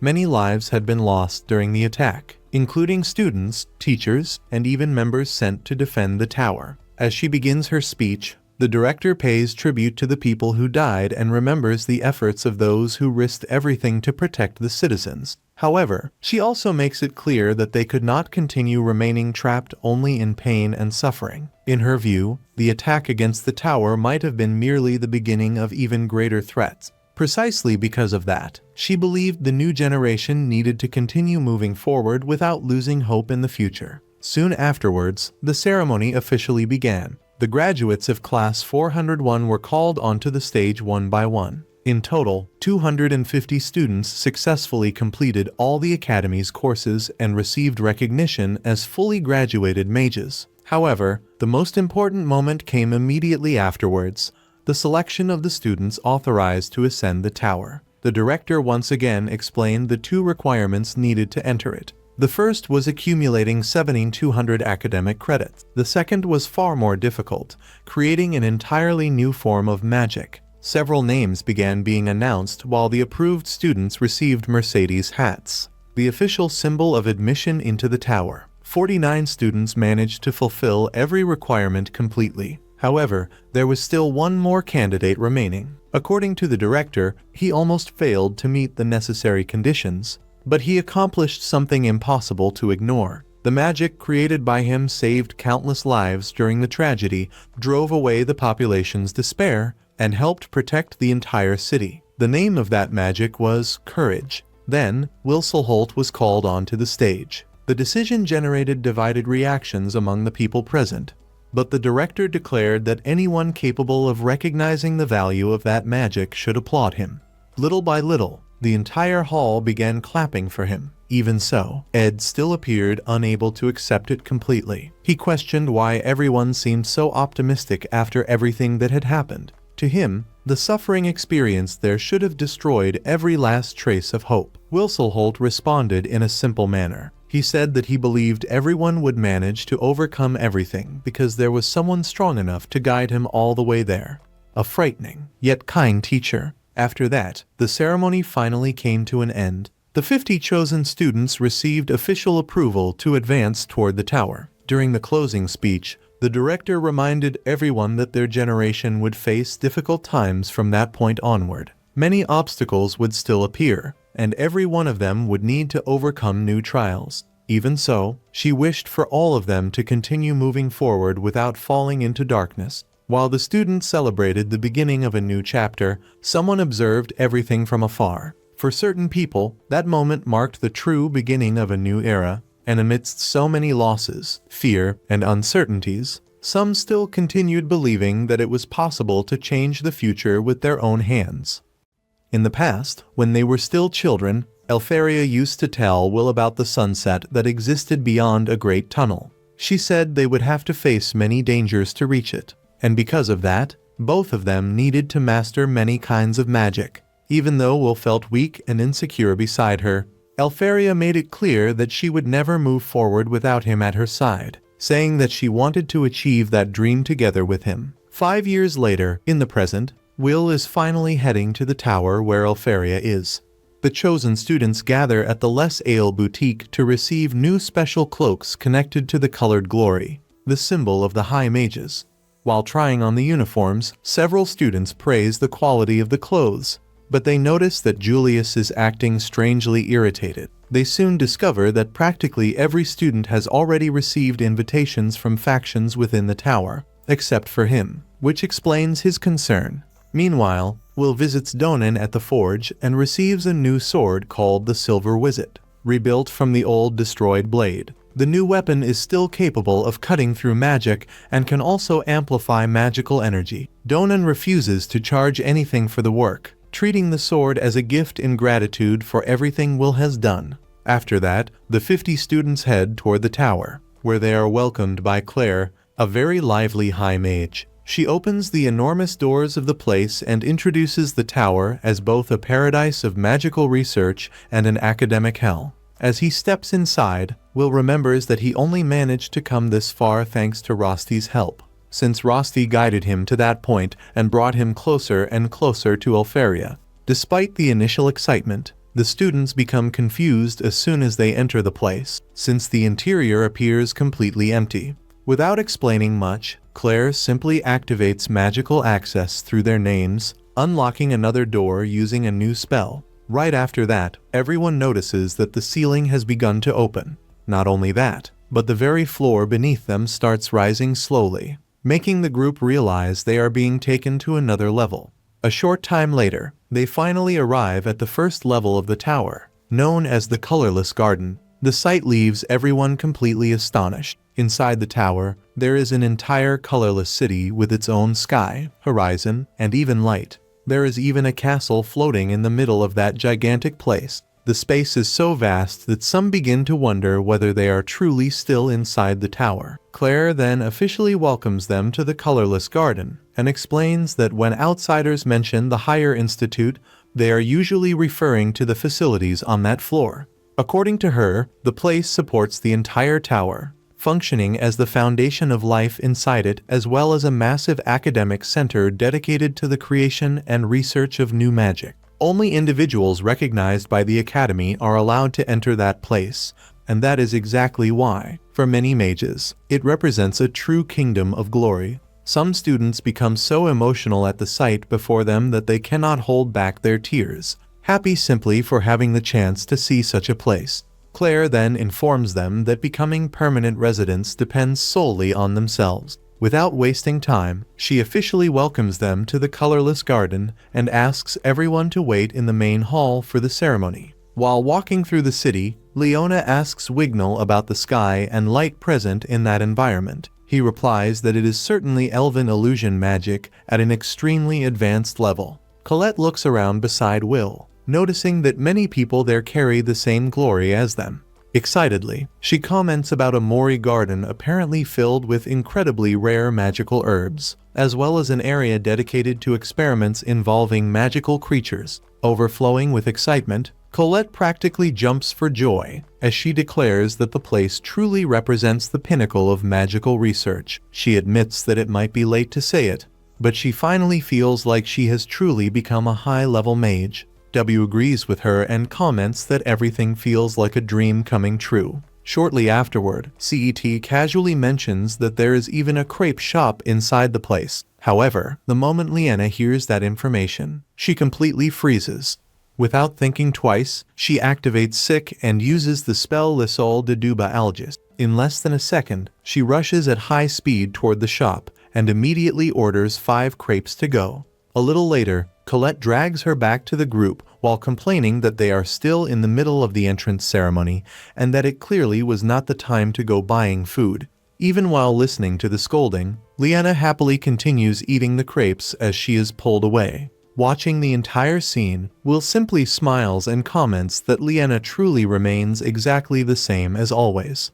Wignall agrees and comments that seeing Leena acting that way even brings a certain sense of comfort at that moment. While Will enjoys watching the whole situation, Scene walks past him and warns him not to create too many expectations, because the tower is far from being the friendly place they imagined. At first, Will does not really understand the reason for the warning, but he soon notices the cold and judgmental gazes of the high mages directed at all of them. After walking for some time, the group finally arrives at the pruning ceremony hall, where the representatives of each faction were already waiting for the students. Colette quietly admits that the way those mages stare at everyone there is genuinely frightening. Among the figures present was Kraut Harl, director of the Higher Institute and also leader of the Colorless Garden. As soon as all the students enter the hall, the Magianders finally decide to appear before them. Most of the students become excited to see them in person.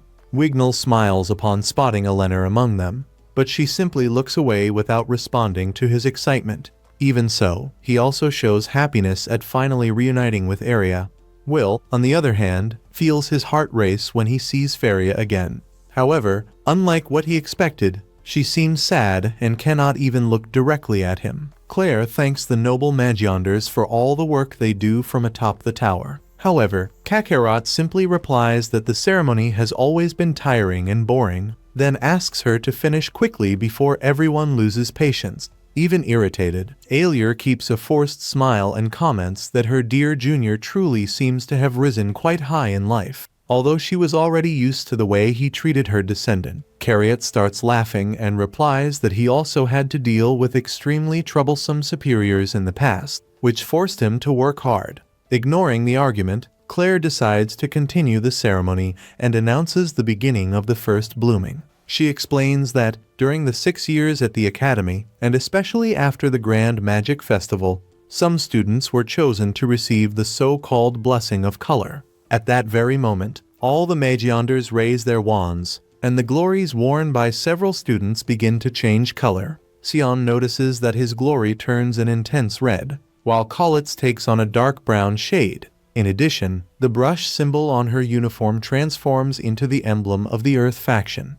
Unlike them, however, the glories of Julius and Will remain completely colorless, making it clear that no faction chose to recruit them. The day before, Elfaria had thrown a huge tantrum while accusing Zarissa of lying to her, since she had promised that if Will managed to reach the tower, she would finally be allowed to recruit him. Sarissa explains that she could not do that while he was still at the academy, so she had to wait until Will proved his true worth before the tower. However, all the recruitment letters sent to him never reached their destination, and that happened because of someone else's interference. Teresa clarifies that it was not her doing, but rather the Higher Institute itself, since many still had doubts about officially allowing someone who fights like a swordsman to join a faction. For a brief moment, Elfaria considers personally going to the Higher Institute and freezing everything around her. Darius quickly asks her to calm down and explains that if Will proves his worth during the first blooming, Kratz and the others will inevitably accept him. After all, the tower operates as an extreme meritocracy. If Elfaria recruited him now simply because she wanted to, it would end up destroying the image everyone has of Will Serfort. As someone extraordinary, he must earn the recognition of the entire tower with his own hands. In addition, Darius assures her that Claire will handle the issues involving the other factions and the necessary procedures. After hearing that, Theo finally calms down, because she knows that Will certainly be able to overcome that challenge. Back in the present, Claire informs the chosen students that the Blessing of Color already represents a great honor on its own, and that the factions are now officially waiting for them. While the selected students walk toward their respective groups, she turns her attention to those who remained colorless. According to Claire, the colorless are considered useless within the tower. Only mages tied to a faction can reach the upper floors, while the others remain trapped forever on the first floor, living merely as secondary pieces that support the tower's great and exceptional witches. Julius was already aware of that reality and comments that there is a dark nickname for the tower, the Graveyard of Wands. Even so, Claire explains that everyone who managed to reach that place will still have one opportunity. They must prove their worth at that very moment, and perhaps they will be recruited by a faction. She then declares that this is the true main event of the first blooming. If they have not managed to show their brilliance until now, then the time has come to reveal their colors and bloom before the tower. As soon as Claire announces the beginning of the test, several monsters immediately appear before the colorless students. She explains that there is only one rule inside the tower: prove your own worth. The task seems simple. They only need to defeat those creatures using whatever techniques or magic they have mastered. Claire even advises the participants to use flashy spells and fight without holding back if they want to impress the faction. Despite the apparent simplicity, many students begin struggling because their magic simply does not work against the monsters. Kirat then explains that those creatures are called Soctonia and were created by the tower itself as guardians of the first floor. Taking into account the individual power of each one, they are equivalent to upper mid-level dungeon monsters, each worth around 30 credits. For newly graduated academy mages, defeating them would normally be impossible, since their double shields reflect practically any superficial magic.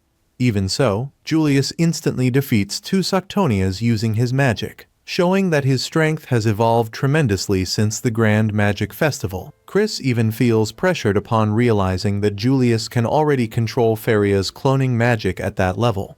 Erwin Oris, leader of the Wind faction, admits that Julius is clearly above the other participant. Monica Orphan, assistant of the same faction, comments that someone with that kind of talent would be an immediate reinforcement if he joined their group. Even members of the Darkness faction do not understand why someone so skilled still has not received a recruitment offer. Julius continues trying to attract attention, proudly claiming that he is a true genius for mastering cloning magic, in addition to being a talented and handsome young noble. However, no matter how much he tries to impress Elfaria, she completely refuses to even look at him once, mercilessly wounding his pride. Yoli believes that this happens because of the Grand Magic Festival, since Julius was extremely rude to the talentless girl. However, Sarisa comments that Will has been attracting a lot of attention as well, although in a controversial way, since he apparently was only dodging the Soctonia's attacks. Even so, Lion and Collet realize that he was not running away, but carefully analyzing the enemy's attack patterns. While fighting, Will understands that Elfaria seemed sad because she could not recruit him into her faction, but he decides to continue following his own path in order to reach her through his own strength. After observing the creatures long enough, he finally counterattacks, defeating a Soctonia with a single strike. Everyone becomes impressed by his speed, strength, and ability to predict the monster's movements.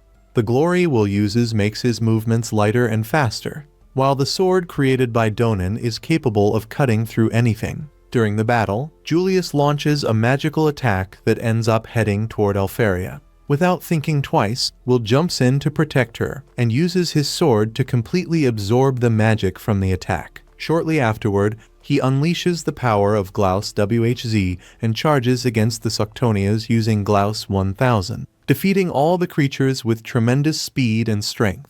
Unlike the last time, he keeps the power under control without his hair turning white. In that way, Will finally proves before the entire tower just how powerful he truly is. At the end of the battle, Elfaria watches everything with happiness, because she always believed that he would be able to overcome any obstacle.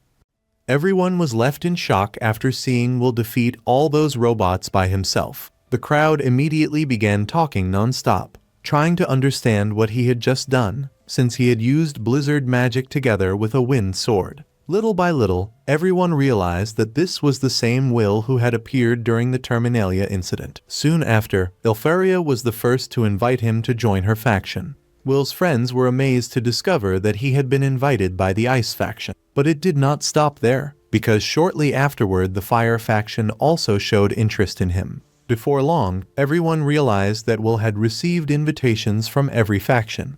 That left everyone stunned, while Julius grew increasingly irritated as he realized that Will was stealing all the attention for himself. The announcer then explained that Will was free to choose whichever faction he wished to join. However, before the situation could progress further, one of the men interrupted everything and asked everyone to wait a moment, claiming that what Will used could not truly be considered magic. He acknowledged that the boy's actions during the Terminalia incident had been important, and because of that, he had been allowed to climb the tower as a celebration.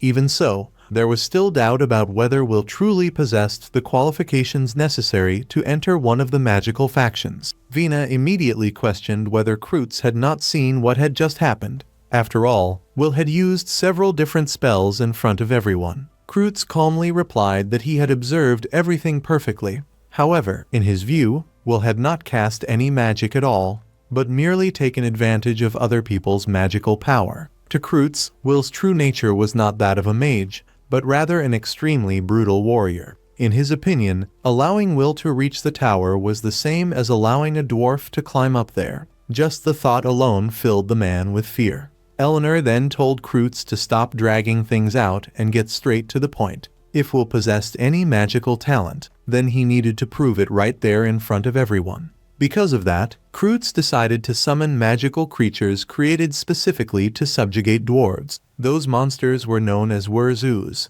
He asked everyone to watch carefully and demonstrated how to defeat one of them easily with a single magical strike. According to him, even weak magic was enough to destroy those creatures, because their slimy bodies could only be affected by mana. In other words, someone incapable of generating mana would never be able to defeat them. Will immediately charged forward and sliced the creature in half, but the monster simply regenerated moments later. Kreutz explained that physical attacks were completely useless against that species. One of the Magia Vander quickly spoke up, stating that Kreutz was telling the truth. The tower represented the absolute pinnacle of the magical world, and a sword incapable of using magic on its own would never be allowed to advance.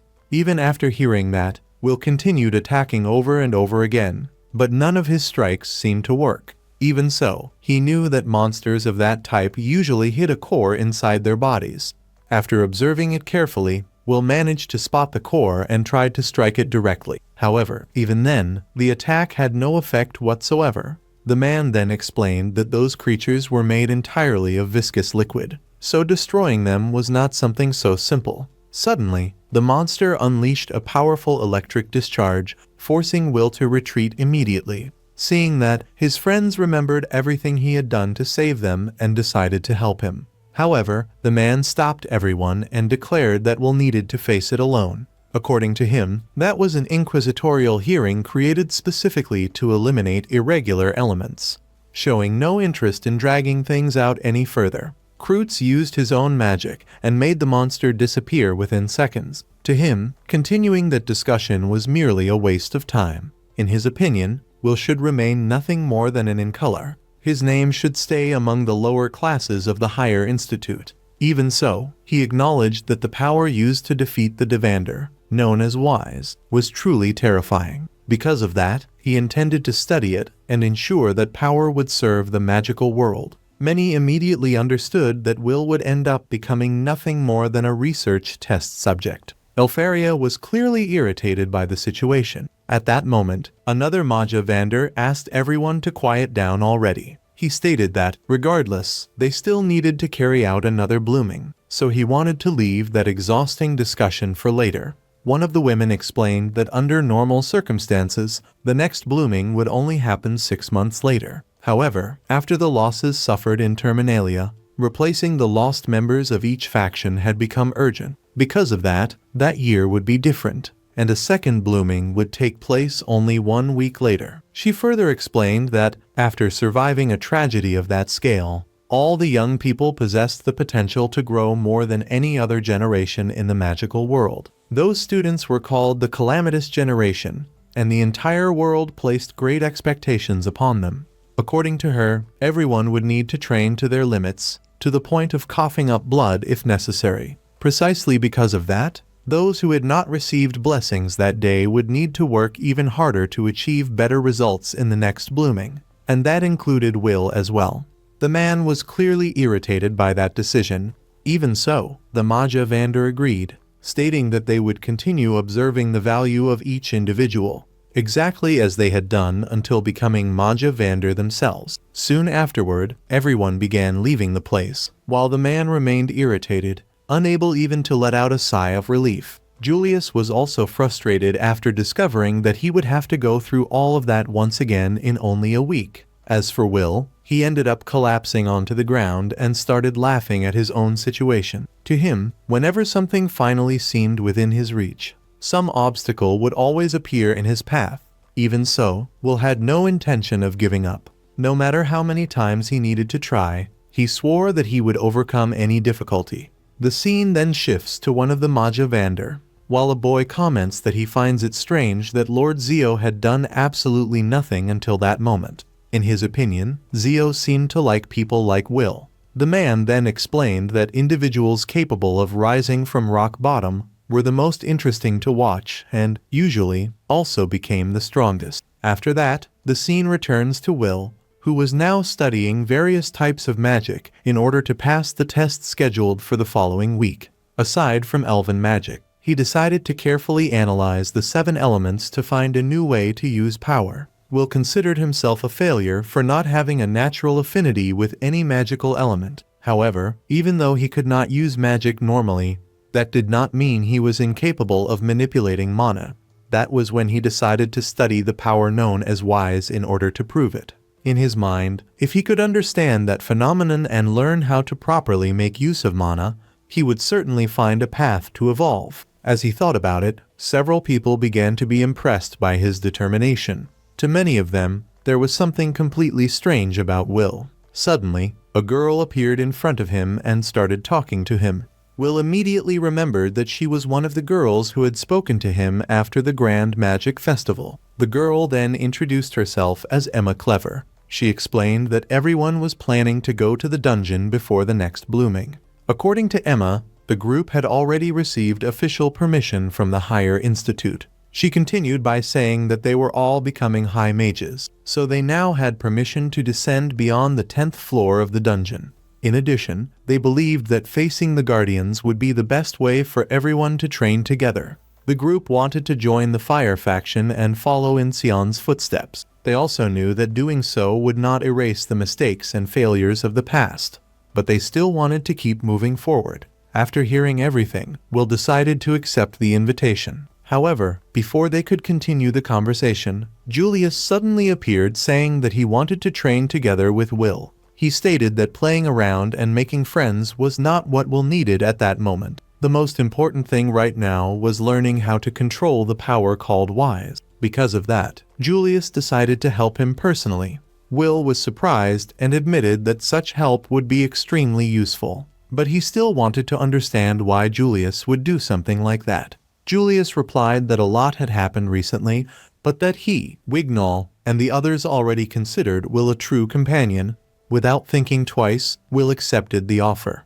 Even so, Julius had his own interests. He intended to help Will because he knew Elfaria would eventually see all of it. To him, earning points with her would increase his chances of entering the Ice faction. Julius intended to take as much advantage of Will as possible and would do anything necessary to join that faction. Without wasting any more time, Julius told Will to stop stalling and begin the training immediately. The scene then shifts to the two training together. Will manages to charge his sword and asks what he should do next. Julius then explains that the monsters used in the training were low-level guardians. However, if they were filled with enough mana, they would not disappear easily even when struck by magic of the same element. From that moment on, Julius wanted Will to learn how to carefully control his energy consumption while fighting and moving.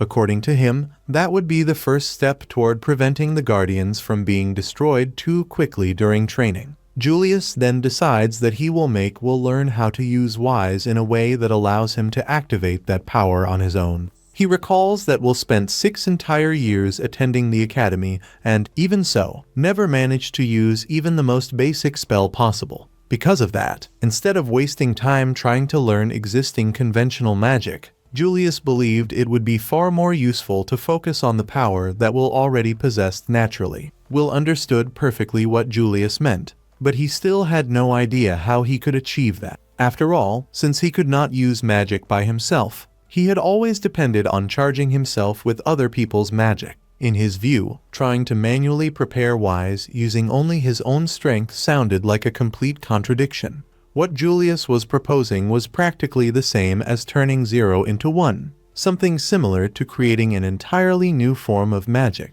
Julius then tells Will to stop overthinking and listen carefully. According to him, the method was much simpler than it seemed. The name of the technique was mana anchoring. Even if the mana initially used belonged to Julius, if Will managed to keep it anchored inside himself long enough, that energy would eventually become part of him. Julius explains that if Will's current capacity were equivalent to 100, he would only need to maintain 100th or even 1,000th of that amount active. The most important thing at that moment was drastically reducing energy consumption while continuing to sustain mana within his own body. In addition, Will needed to learn how to carefully control that flow of power. The ideal objective would be to use Wise only during combat, activating the power only when it was truly necessary. If Will managed to do that, then it could practically already be considered real magic. Julius then reminds him that during the next blooming, Will would probably have to face that same ooze once again. Therefore, the only important goal was finding a way to defeat that creature. Because of that, it did not matter if Will could only control an extremely small amount of mana. According to Julius, there was a limit to how much someone could evolve in only 1 week. So instead of trying to solve everything at once, Will needed to reverse the logic of the training and reduce his challenges as much as possible. After hearing the entire explanation, Will finally begins to understand the true purpose of that training. To prevent the Guardians from being destroyed during the exercise, he needed to develop enough skill to keep the mana anchored in a stable and lasting way. In other words, the Guardians themselves would serve as limiters to help him learn how to control mana with precision. Will sincerely thanked Julius for the help and commented that he still could not understand how someone so skilled had not been chosen by any faction. At the exact same moment, Julius became irritated and replied that all of it was Will's own fault. While the two continued training, a woman watched everything from afar. Seeing their dedication and determination, she could not help but think about how impressive the power of youth truly was.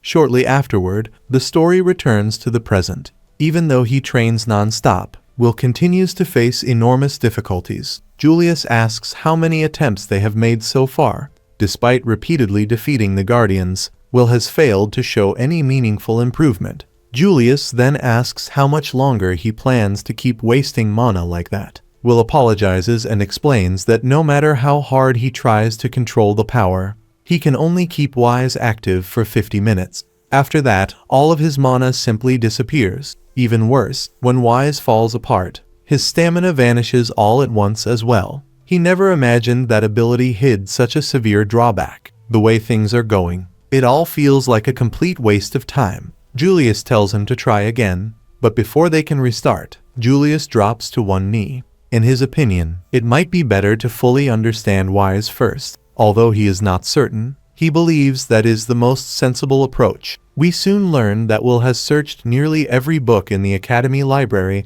but has found nothing truly useful. Professor Werkner seemed to know something about the subject, yet admitted that he did not know the details. Will believes it may take a long time, but he plans to ask the High Mages for access to the tower's libraries. Another possibility is finding someone who understands the subject. Julius reveals that he is already working on it. He sent one of his clones to investigate every library in the Upper Institute. In addition, he asked Professor Eliza to locate Finn of the Light People, since he appeared to know something about Wise. Julius says he cannot afford to waste time. The only option is to train and gather information simultaneously. However, handling so many tasks at once gives him a severe headache, since he has to keep track of 3 different perspectives at the same time. That is why he hates multitasking. Will then asks why Julius is working so hard to help him. Julius replies that he is doing it entirely for his own benefit. As a member of the Riemberg family, he has decided to reach the top of the tower no matter what. To accomplish that goal, he is using Will as part of his plans. After all, nobles always keep their promises. Will remembers that this is true. After the Grand Magic Festival, Julius kept his word. That even applied to Master Donan and the other dwarves. Because of that, Will believes Julius is an extremely kind person. Elk comments that kindness takes different forms depending on the person. Colette's kindness, which leads her to constantly help others, is different from Professor Werkner's kindness, which comes through scolding and teaching. Even Sion has his own kind of kindness, though it is tied to pride and nobility. Even so, Will still sees Julius as an incredibly kind person. Those words remind Julius of someone who said the exact same thing in the past.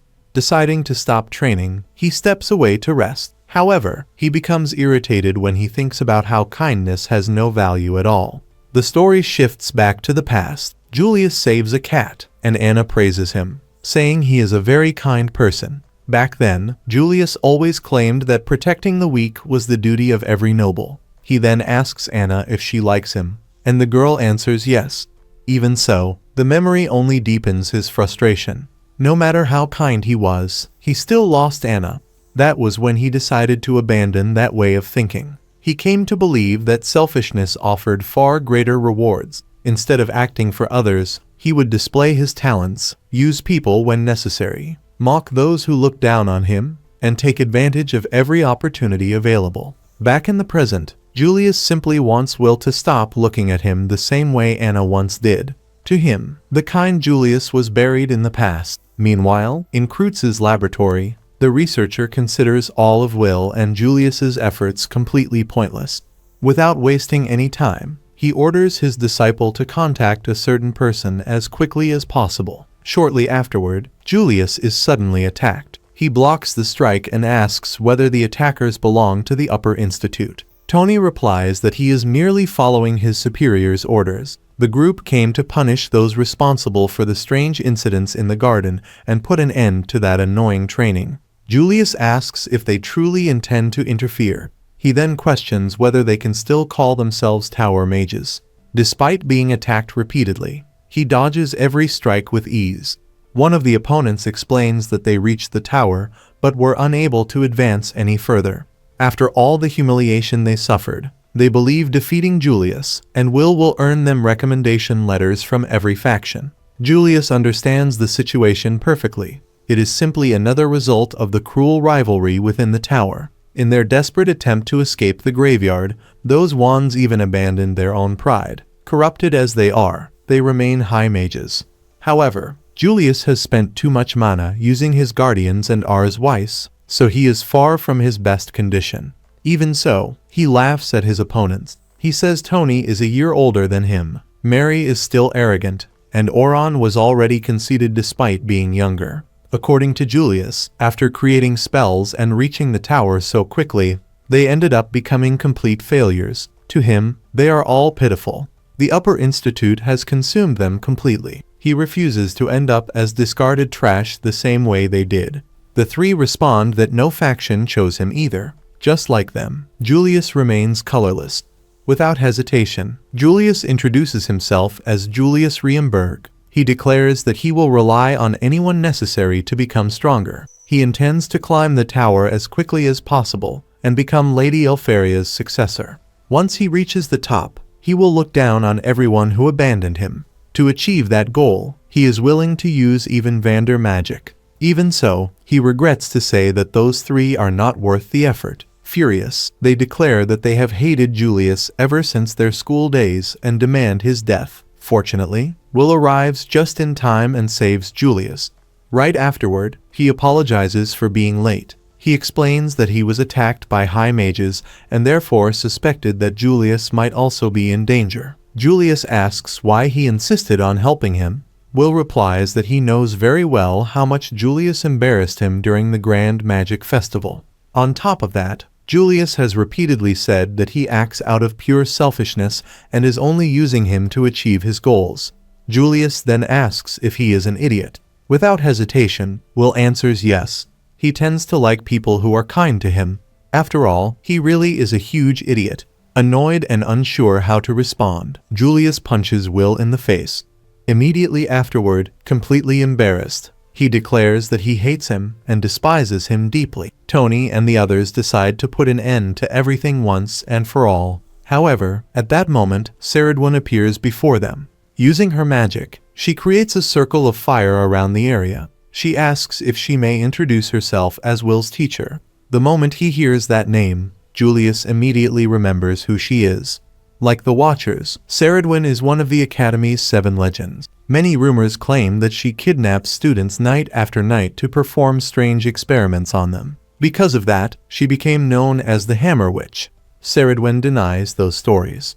According to her, she does nothing that frightening. Whenever she finds interesting students, she simply trains and guides them. That is exactly what she intends to do with the two young men standing before her. She reveals that they may not realize it, but she has been watching both of them for a very long time. Julius is completely confused by this. After all, he has never seen that witch before. Without offering any further explanation, Ceridwen uses her magic to grab both of them. She says they can discuss the details later. Before anything else, they need to leave. If they remain there, more members of the Upper Institute will eventually find them. Taking the two of them along, she asks them to join her little game and let her have some fun. The scene shifts to the tower. Iris asks why Lady never granted her blessing to Julius. In her view, someone so talented should not remain in the shadows. As an observer, she feels she cannot simply ignore the situation. Lady replies that Julius said countless offensive things to her. On top of that, he constantly used to intimidate Will. After hearing the explanation, the girls quickly realize that the issue is entirely personal. Lady then asks for Lord Aaron's opinion of Will. Iris explains that he believes events should follow their natural course. Lord Aaron thinks differently from the Cauldron leadership. He is not nearly as enthusiastic about the idea of a sword walking alongside the wands. Even so, if that sword chooses to carve its own path, he will respect both its determination and its strength. Lady's subordinate comments that ever since the appearance of Wise, the tower has been divided over how to respond. More than anything, she wants to understand exactly what Wise is. Even she does not fully understand the phenomenon. All she knows is that it is a power capable of turning the world upside down. Although she realizes it may sound disrespectful in front of Lady, she admits that she still has not decided where she stands regarding that power. Iris responds that if the situation involving veteran Wills becomes a problem, she will personally take responsibility for him as an observer. Therefore, she asks Lady not to worry. Lady simply comments that crazy people truly have no fear of exposing their own delusions. Immediately afterward, both of them allow their auras to emerge, making it clear that they each have a special interest in Will. The story then returns to Will and Julius. After some time, they finally arrive at the place where the witch is living. As soon as they enter, she invites them to sit wherever they like. Without delay, the woman prepares an enormous meal for her two guests. Julius immediately states that he would never put anything made by a witch into his mouth. However, when he looks to the side, he realizes that Will has already been eating for quite a while. Confused, Julius asks what kind of place this is. The woman explains that it is a secret hideout built by Claire on the tower's first floor. She currently uses it with Claire's permission. After all, Claire is her apprentice. Without lowering his guard, Julius asks about her true intentions, since she appeared out of nowhere and saved them both. Will asks him to be a little more patient. No matter what, she ended up helping them. However, Julius insists that Will be more careful. According to him, the woman could easily be an assassin sent by the Upper Institute who is merely pretending to have good intentions. Furthermore, even if she is not an enemy, any mage devoted to perfecting their craft rarely does anything without expecting some kind of benefit in return. The stories surrounding the 7 legends themselves suggest that she might be interested in turning them into test subjects. The witch replies that the situation is complicated. She admits that caution is usually an important quality for any talented mage. However, this time Julius is completely wrong. To prove it, she opens several magic circles simultaneously. Will watches in amazement. The ease with which she casts those spells is unbelievable. From the portals emerge attacks from nearly every known element except light. The woman explains that if she truly wanted to hurt anyone there, she could eliminate both of them within seconds. Although that does not completely prove her intentions, she hopes it is enough to convince Julius. After all, if she were an evil witch, he would have been eaten long ago. Even so, Julius demands a proper explanation.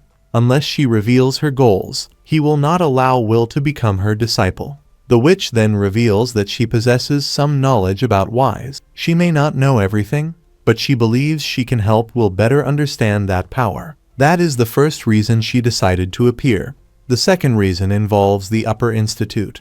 According to her, the methods they use are highly questionable. There are people working to isolate Will and turn him into a target for their own interests. Upon hearing that, Will immediately realizes who she is talking about. The scene shifts to that man. He has just received news that Will has disappeared. According to the reports, someone interfered before they could carry out their plans. Without wasting any time, he orders the search efforts to be intensified. There is no record of anyone leaving the tower's first floor, which means Will must still be hiding somewhere. One of the subordinates asks why he is willing to pick a fight with Lady Elfaria just to capture Will. The man replies that it would be a waste to hand someone so valuable over to people obsessed with conflict and war. According to him, wise must be used efficiently. As he speaks, he observes a creature known as a mage killer. He admits that he does not know which organization created it, but considers its efficiency extraordinary. Even monsters with little intelligence are capable of using it properly, and there is also the possibility of mass-producing them. In his view, that should be the real objective. With only 5 extremely durable blades, the celestial invaders became opponents that were nearly impossible to defeat. Because of that, he believes they should not focus solely on exceptional individuals, but instead create standardized supremacy. His goal is to turn Wise into a tool that anyone can use. To him, that is the greatest challenge the Upper Institute must overcome. However, before any progress can be made, Will must be studied in detail. His body needs to be analyzed. As he says this, he begins cutting apart the monster in front of him. One of the subordinates expresses concern. Not even the tower factions or the Vander Magia know that this project is taking place. If Lady Elfaria discovers the truth, the Upper Institute could face severe consequences. The man, however, shows no concern. He orders them to inform the factions that they will soon have an effective way to deal with the mage killers. After that, he intends to completely uncover the secrets of Wise. The story then returns to the witch. She explains that her wish has always been to watch young people follow their own paths and grow on their own. However, the current situation has gone too far. She has no intention of standing by while others try to turn them into mere research subjects. That is precisely why she decided to help Will. In addition, Elfaria personally asked her to intervene. After explaining everything, the woman states that the decision is now in their hands. What happens from this point forward will depend entirely on Will and Julius. Will replies that he wants to trust her. For some reason, he feels that the witch is telling the truth. It is difficult to explain, but it feels as though he has known her for much longer than he should have. Satisfied with his answer, she decides to help the two of them. Then, completely out of nowhere, she makes a strange request. She says she knows it sounds sudden, but asks both of them to take off their clothes. And with that, another episode comes to an end. If you made it this far, leave a comment saying training. Also, don't forget to leave a like and subscribe to the channel for more content like this. See you next week. Take care.